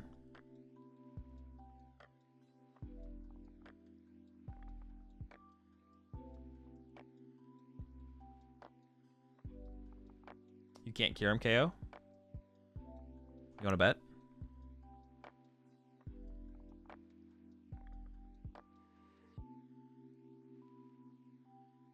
Dude. What did I say he should knock out with the Kyurem? Oh, fuck. You are right. God damn it. All right, he should concede and go next.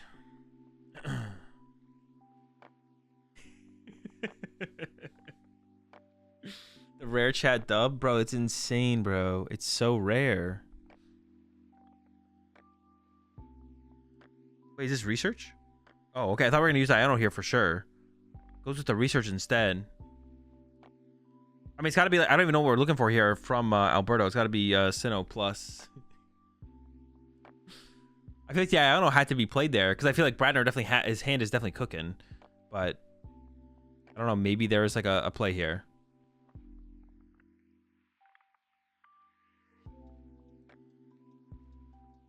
You got the Sinnoh.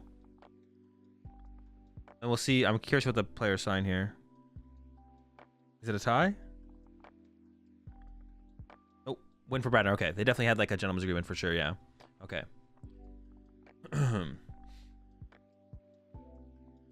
Looks like, yeah, going first here is Vinny. Also has the Shuppet start.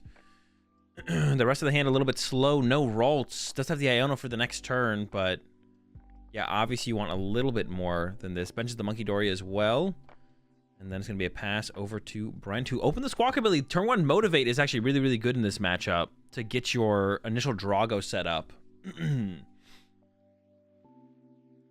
So Brent could be out to also a really powerful start here. We'll see. The turn 1 Motivate's very, very strong. As long as you can get the energy, obviously get them in the discard pile. Find a target for your Motivate. He's actually playing 4 Kofu and Cypher.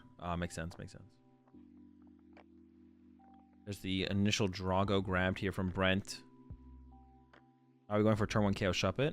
Chill. There's a Rowan versus Shamancy winning in. I would have rather seen that if they haven't been on stream and if this is the final match of the day. I think I'd agree with you, Dylan. Yeah, Rowan versus Shamancy on the win in. That's pretty good. That's a pretty good lineup for sure. It depends what they're playing, though, of course, right? If it's just like a bad matchup, if it's like a super one-sided matchup, then probably not worth, right? but that is also like a factor.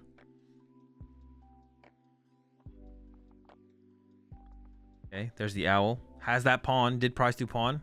And then there's the research. So we'll still have the Squawk and Seas to work with after this. So just needs to, has a pretty good chance of finding the energy and getting him in the discard pile here. There's 1 energy, but that's it, just 1. That's not what we're looking for from this Motivate here. There is the switch, so Brent could like pivot his play here. All right, here comes an Ultra Ball. Probably going to go ahead and grab Dragapult or Tina. Get that into the discard pile here off the Squawk and Seas.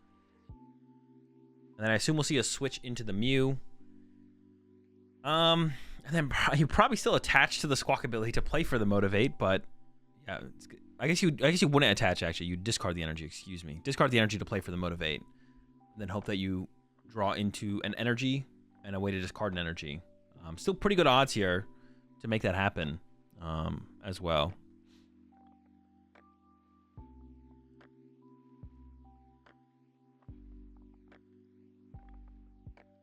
There's a switch into the Mew. We'll see where this at. Oh, yeah, there's the Squawk and Seas discarding the energy. Wait, could we have drawn a card there? There's 2 energy. Can we find a way to discard any energy though?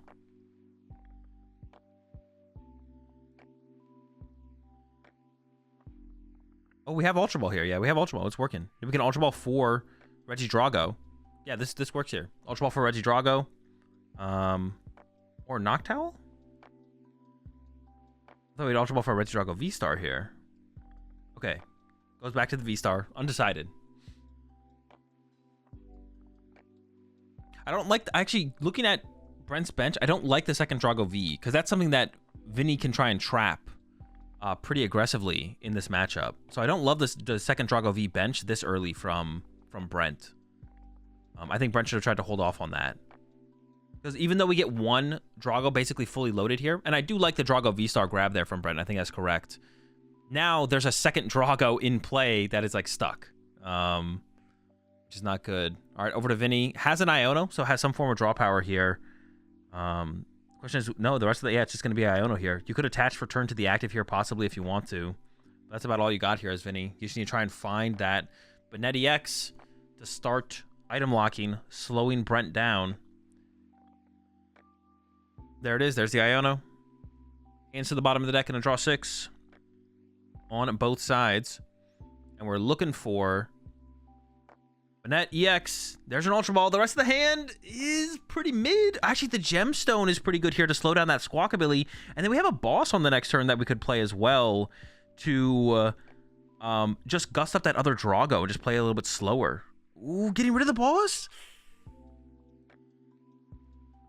I don't know if I like that. I think boss next turn was like fine from Vinny to just slow things down. Gemstone the active this turn. Punch the Squawk. Don't get punched. Next turn, boss up the other Drago. Punch again, then Iono.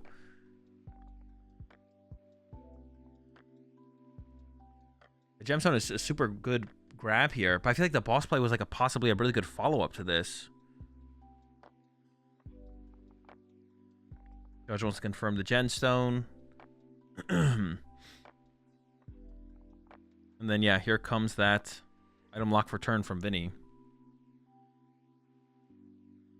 I would have def kept boss, Gemstone, Gus, other Drago feels so good. Yeah, I feel like you could have just like spent your whole turn as Vinny establishing that lock. Like would have been like really, really good. And you're gonna have some damage on you at this point. So if you can just find a Luminous on the following turn, you don't even need guard for to start moving damage over. There's the V-Star there from Brent. How aggressive does Brent want to be from here? Has boss in hand, I think of research as well. Of course, Legacy Star is also available. Can't retreat. Nope, can't do that. Gemstone. All right, someone remind him. Ooh, okay. Boss retreat into Legacy Star, I assume. Immediately into the Legacy Star. Just going to get that energy back. See, this is where the boss would have been so good for Vinny. Where the boss would have been so good. So super aggressive play here from Brent. And just going to eye up some energy, it looks like. Oh, thinking about the jamming tower, I guess. But Vinny still has 2 stadiums remaining. I feel like just getting your energy makes the most sense. Looks like Brent does agree. Yeah, Brent is not playing this very slow at all. Immediately into the energy. And this is why I was talking about like keeping that boss there from Vinny, because like this turn Vinny, if Vinny just has boss Drago, like you bring that up, item lock, next turn you Iono, and then you probably have Brent trapped for a good like 4 or 5 turns. So yeah, I really don't like that discard choice there from Vinny on the last turn. And we see like if this, even if, oh, another top deck boss, Vinny top decked another boss. Oh, dude, the bailout is huge. And you see he's thinking about it. He's like, well, I have boss. What if I just boss that Drago? And this is why Brent probably shouldn't have benched that Drago as well. The aggressive benching of the second Drago from Brent was probably a mistake. The other play, nah, you can't really play for Poltergeist here. Yeah. See, and this is the better play. We even see Vinny all of a sudden have the option of boss and Iono and chooses boss. Now it's going to be a couple. You have a couple turns to kind of reestablish yourself here. You could have like a lot of turns theoretically. I think Brent's thinking about using that. I don't even know what it's called. Something roar, I think. It's considering the roar. He's just going to go ahead and evolve, protect the Drago, protect the energy. So still 2 turns away at least from doing anything here. And it's one less gust effect now that Vinny has. Like once you establish the lock and you fully set up stuff, and you either want to continue the lock or you want to be more aggressive, gust effect is what you need as Vinny. There's a Shuppet top deck, and here comes an Iono. 6 fresh cards for Vinny. Drago trapped in the active. See what the draw is. Do we finally... Okay, there's a Poffin. Finally going to get access to some Ralts. So, for Vinny's lock, though, Vinny did lose the Monkey Dory. Brent got an early KO on that first Monkey Dory, and Vinny actually prized the second Monkey Dory. My guess is going to be Vinny does not play Heavy Ball, excuse me. We'll see, though. And if you don't play Heavy Ball, then you can Super Rod once. You first have to find it to get the Monkey Dory in play to then start moving damage over. So, like, the full item lock combo that Vinny would want to set up is not going to... we're gonna be super far away from it by the time Vinny can set that up. We're like 2 or 3 turns away from actually establishing Monkey Dory and starting to move damage to the other side of the field. It's gonna take a little while. Broad, okay. Counter Catcher in hand for some follow-up. Has the Luminous as well, but no Monkey Dory.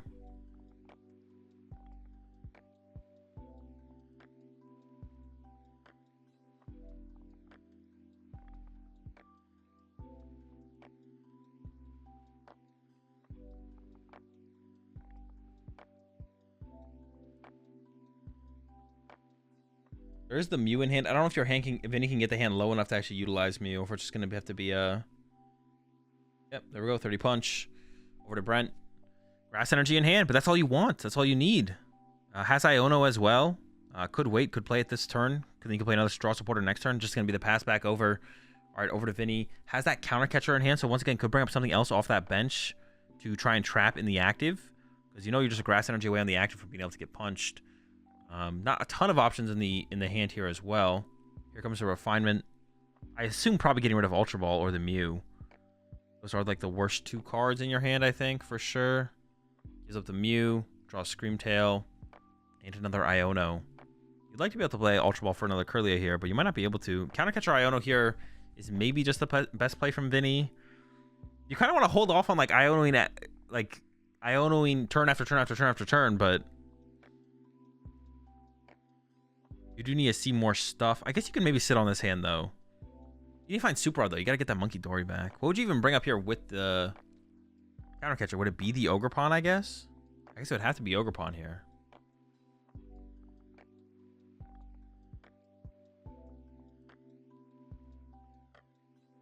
Oh, was it? No, it was the Ogerpon.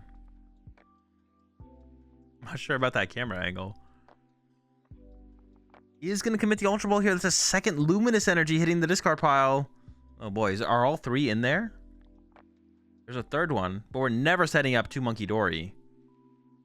I'm not sure how I feel about that Luminous discard there. We're only ever setting up 1 Monkey Dory. If Brent ever gets boss KO Monkey Dory, like, that's it. Like, the whole chain loop lockup is just done. Not a huge fan of that discard on the Luminous, I don't think. I don't know.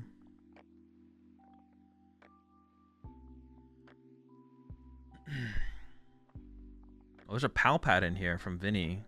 I wonder if Vinny plays the other Banette then, or just plays the Palpad. Because most people don't play Palpad from what I've seen, right? I don't think many people play the Palpad.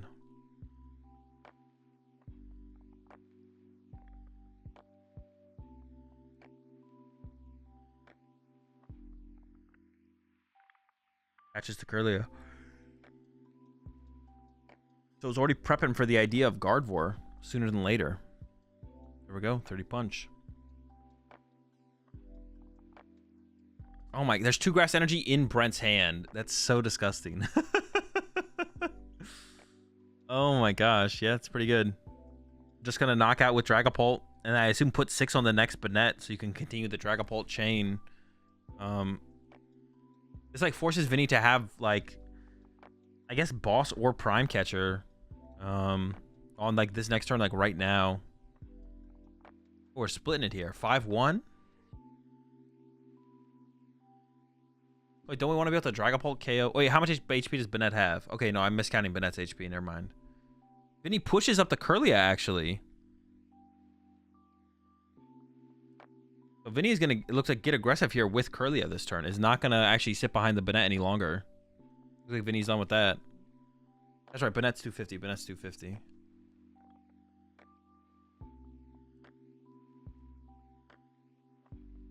Palpad? I assume it's just going to be... It might just be for 2 Ionos then at this point. Maybe Iono Boss is going for the Iono Boss.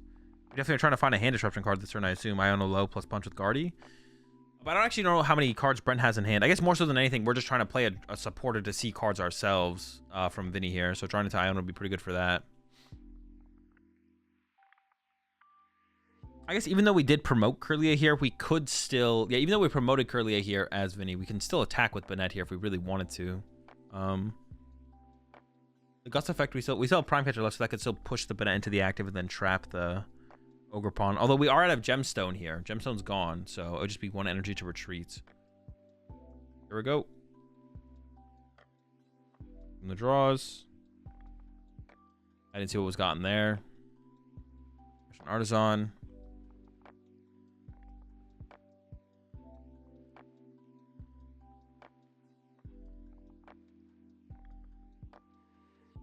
As a research, and it looks like it's just committing to it. There we go. There's research.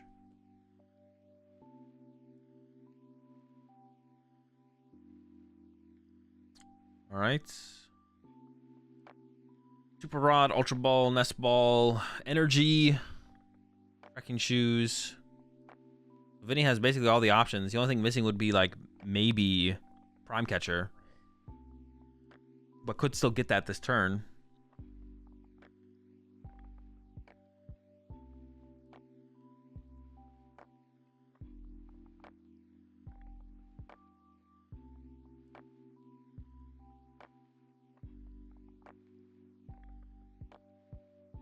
They'll have a Refinement to go with. I'm curious what Vinny's plan, though, is. I'm curious what Vinny's plan is. Plays Ultra Ball. Prime, Turo, Iono. He has the Luminous in the deck as well.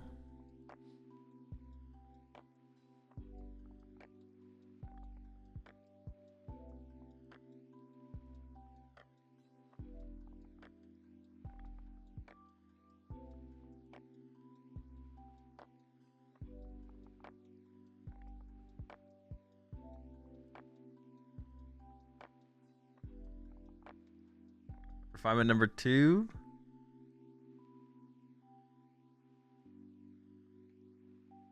I'm curious if Vinny was like hard looking for Prime Catcher there or not. Because I'm curious if he had gotten Prime Catcher, what it would have looked like. But I guess we should bring up the Ogerpon again.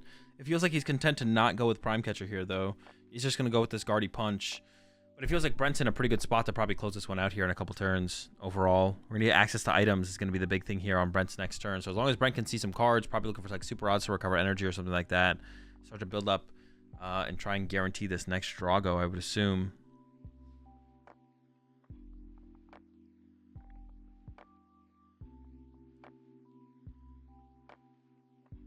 $611 doesn't make it, does it? No, 611 makes it. X2 or better. There's 8 rounds. All right, Smooper Rod. Super Rod's being committed here. Monkey Dory and Screamtail. There's the Artisan use. I don't know if we're getting anything yet, though. Be like another liability to have on the bench. 5-1 is the best standing that doesn't make it. Well, 5-1-2 is the best standing that doesn't make it, but same difference.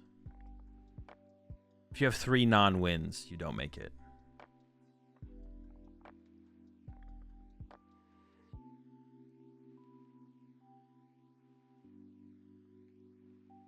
He's going to commit to the Monkey Dory. Okay. It's another liability in play. I don't know how much it's going to matter for the current board state, but we'll see.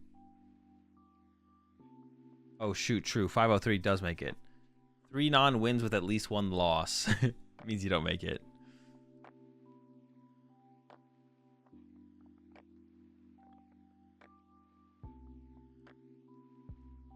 All right, just Guardy Punch into the setup Drago. But there's almost 2 Drago set up, but not quite. We are missing energy for the second one on the bench. Immediately into an Ultra Ball here. And has that Knock Towel. I assume you could just go search out like Super Rod or something. Some form of recovery. Just make sure you have double Drago set up moving forward. Then I feel like you're in a pretty good spot here. As Brent is eyeing up the boss. There's a Grass Energy in the deck, so you could just get Boss Vessel maybe? And then Vessel for that last Grass to attach to the bench Drago. I'm going to go for Boss Super Rod. I assume energy is just going to be able to recover here off the Super Rod. But we'll see. Bunch of Grass Energy or something like that. Yep, triple Grass off the Super Rod. And then I assume the boss is to go after the Banette. So you have like an effective win with Kyurem or something like that. You just go KO Banette, put...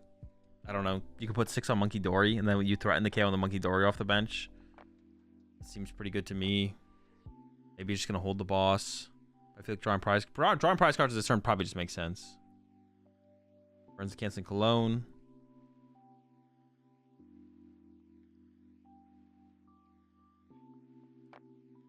A Motivate option. There's the boss on the Banette. Just drawing prize cards aggressively. Has E-Switch, Pheasantipity in the hand. Can't use either of those. Could restart for 1, though. It's an Iono. And then should just be knockout active, spread damage. I wonder if Vinny should just concede. Knowing there's 3 Grass Energy in the deck. I guess you can put it all on Guardy EX, right? Go 3. Oh, I guess you can put 3. Yeah. You could like make it so it does get KO. Yeah, it seems good. So now Guardy EX dies to Tina. I think Vinny's out of stadiums, so Vinny can't even use Monkey Dory anymore. So Vinny's win condition is like Iono. The win condition for Vinny, I think, is Iono Screamtail. Is the win condition. But there's like the Mew in play with restart. So the chance that that succeeds is like 0. I feel like Vinny should pack it up, to be honest. I don't think it's like a real win condition here. The only thing that's reasonable is Iono Prime Catcher plus Screamtail snipe the bench.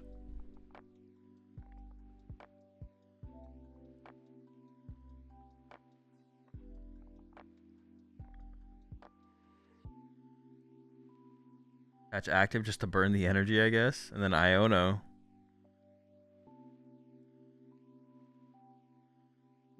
It's probably close to impossible. And there's the Grass Energy. I don't know if Vinny, I don't know what Vinny's gonna do. Vinny could not knock out the active and trap something in the try and trap something with Prime. There's the Screamtail. You need Prime to go with it. I don't see a Prime in the hand, so we know it's game here because like Vinny's play is gonna be knockout active. Hope you don't have Grass Energy, but we know Brent has the Grass Energy, or maybe not. What is this?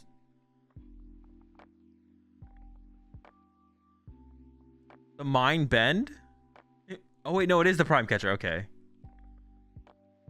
but that still worked. Oh no, hold up, because you can Screamtail KO the setup Drago off the bench, right?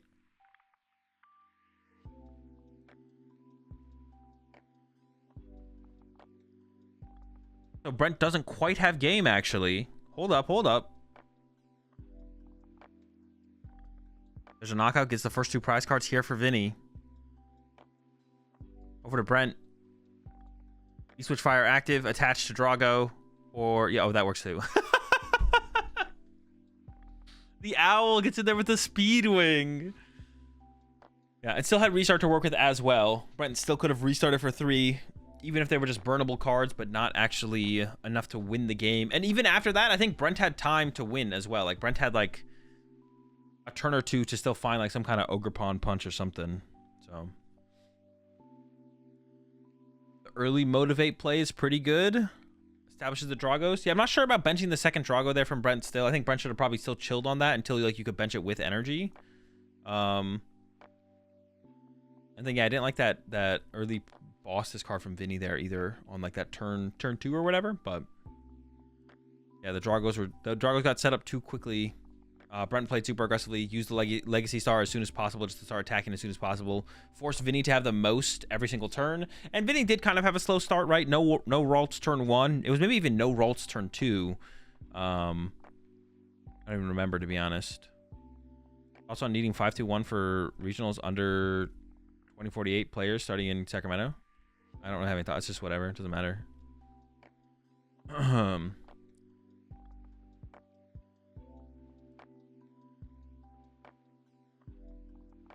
The real question is, are they not streaming the winning because they know X2 ain't gonna make cut? No, X2 is guaranteed cut. We already ran the simulation on Limitless.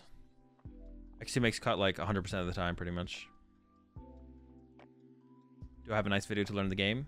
Not really, unfortunately. Actually, I don't. But you could check out something on like OmniPoke or Celio's Network probably does. You should check them out.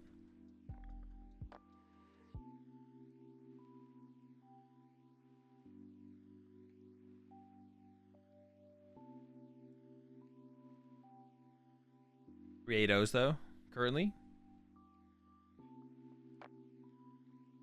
My friend is playing. He is 2-3-2. He can't go to day 2, right? No. All right, going first again is Vinny. I wonder if Vinny plays Bad Banette. I'm very curious if Vinny plays that because we did see the Palpad. Playing Palpad and Bad Banette would be a lot. So I assume doesn't play the Bad Banette. Just plays the Palpad. Honestly, I don't hate that. There's a lot of matchups where you like run out of bench space to ever put a Shuppet down.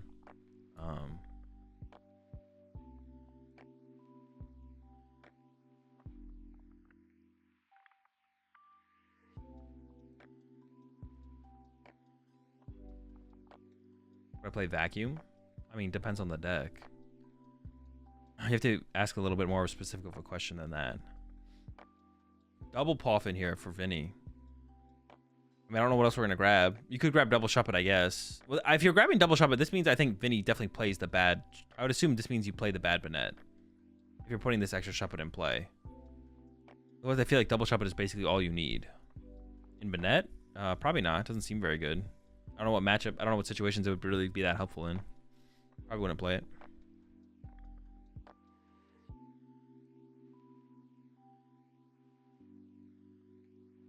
No Squawkabilly start here for Brent. Does play Switch and Prime Catcher, so could get it into the active for that turn 1 Motivate, but not going to be as easy this game to get off that turn 1 Motivate.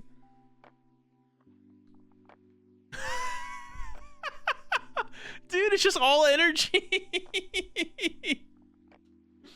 It's all right. You just need to attach 3 times and you're cooking. I wonder if Brent ever uses the first attack here, or if it's going to be attach, attach, attach.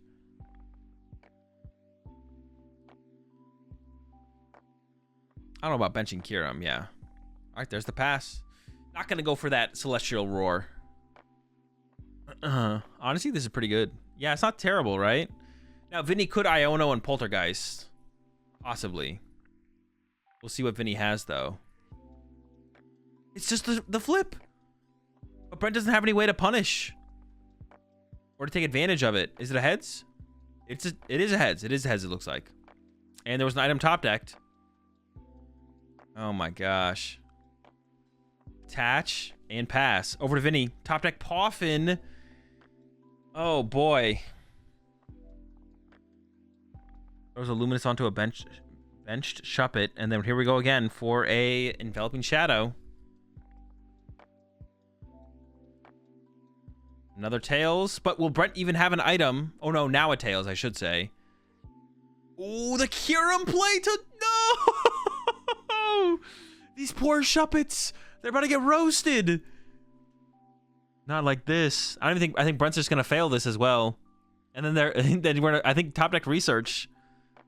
Vinny should have benched that fourth Shuppet in the hand.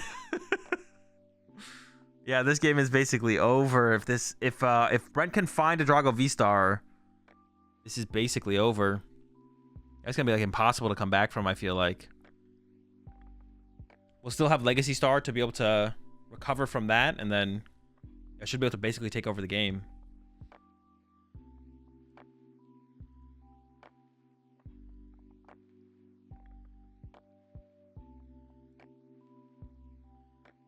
What was the top deck? That was just Temple of Sinnoh?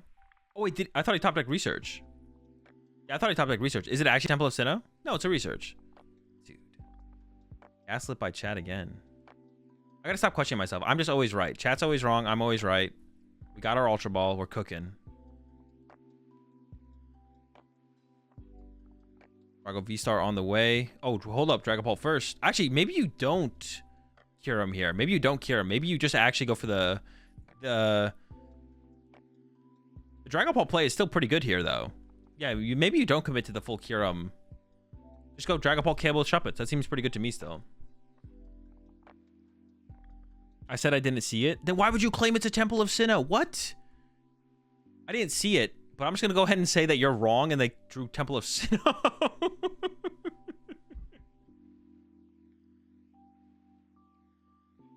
With no other Drago seems fine. Yeah, to not go like for the full commit. Yeah. All right, Mew's been found from Vinny here. I don't know if that was a Nest Ball or an Ultra Ball.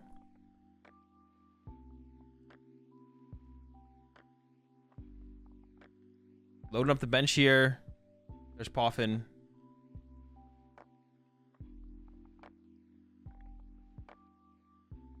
Energy active. 2 from the Mew. Boss. It was Boss and something. Boss and Dory. Holy smokes.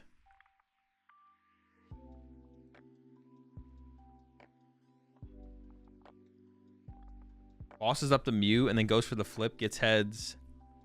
Hey, does bossing the Mew even do anything? Oh, we have to burn it just so we can get...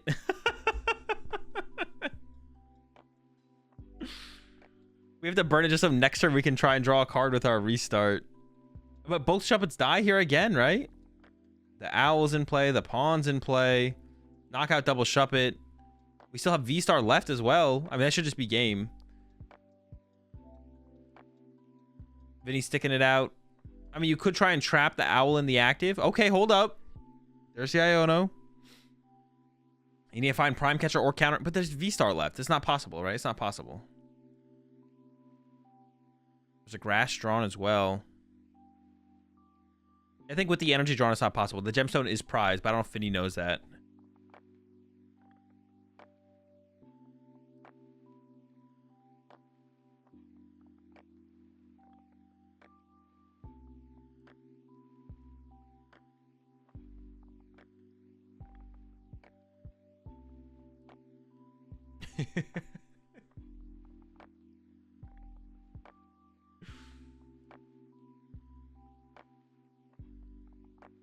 Jake Paul versus Mike Tyson fight.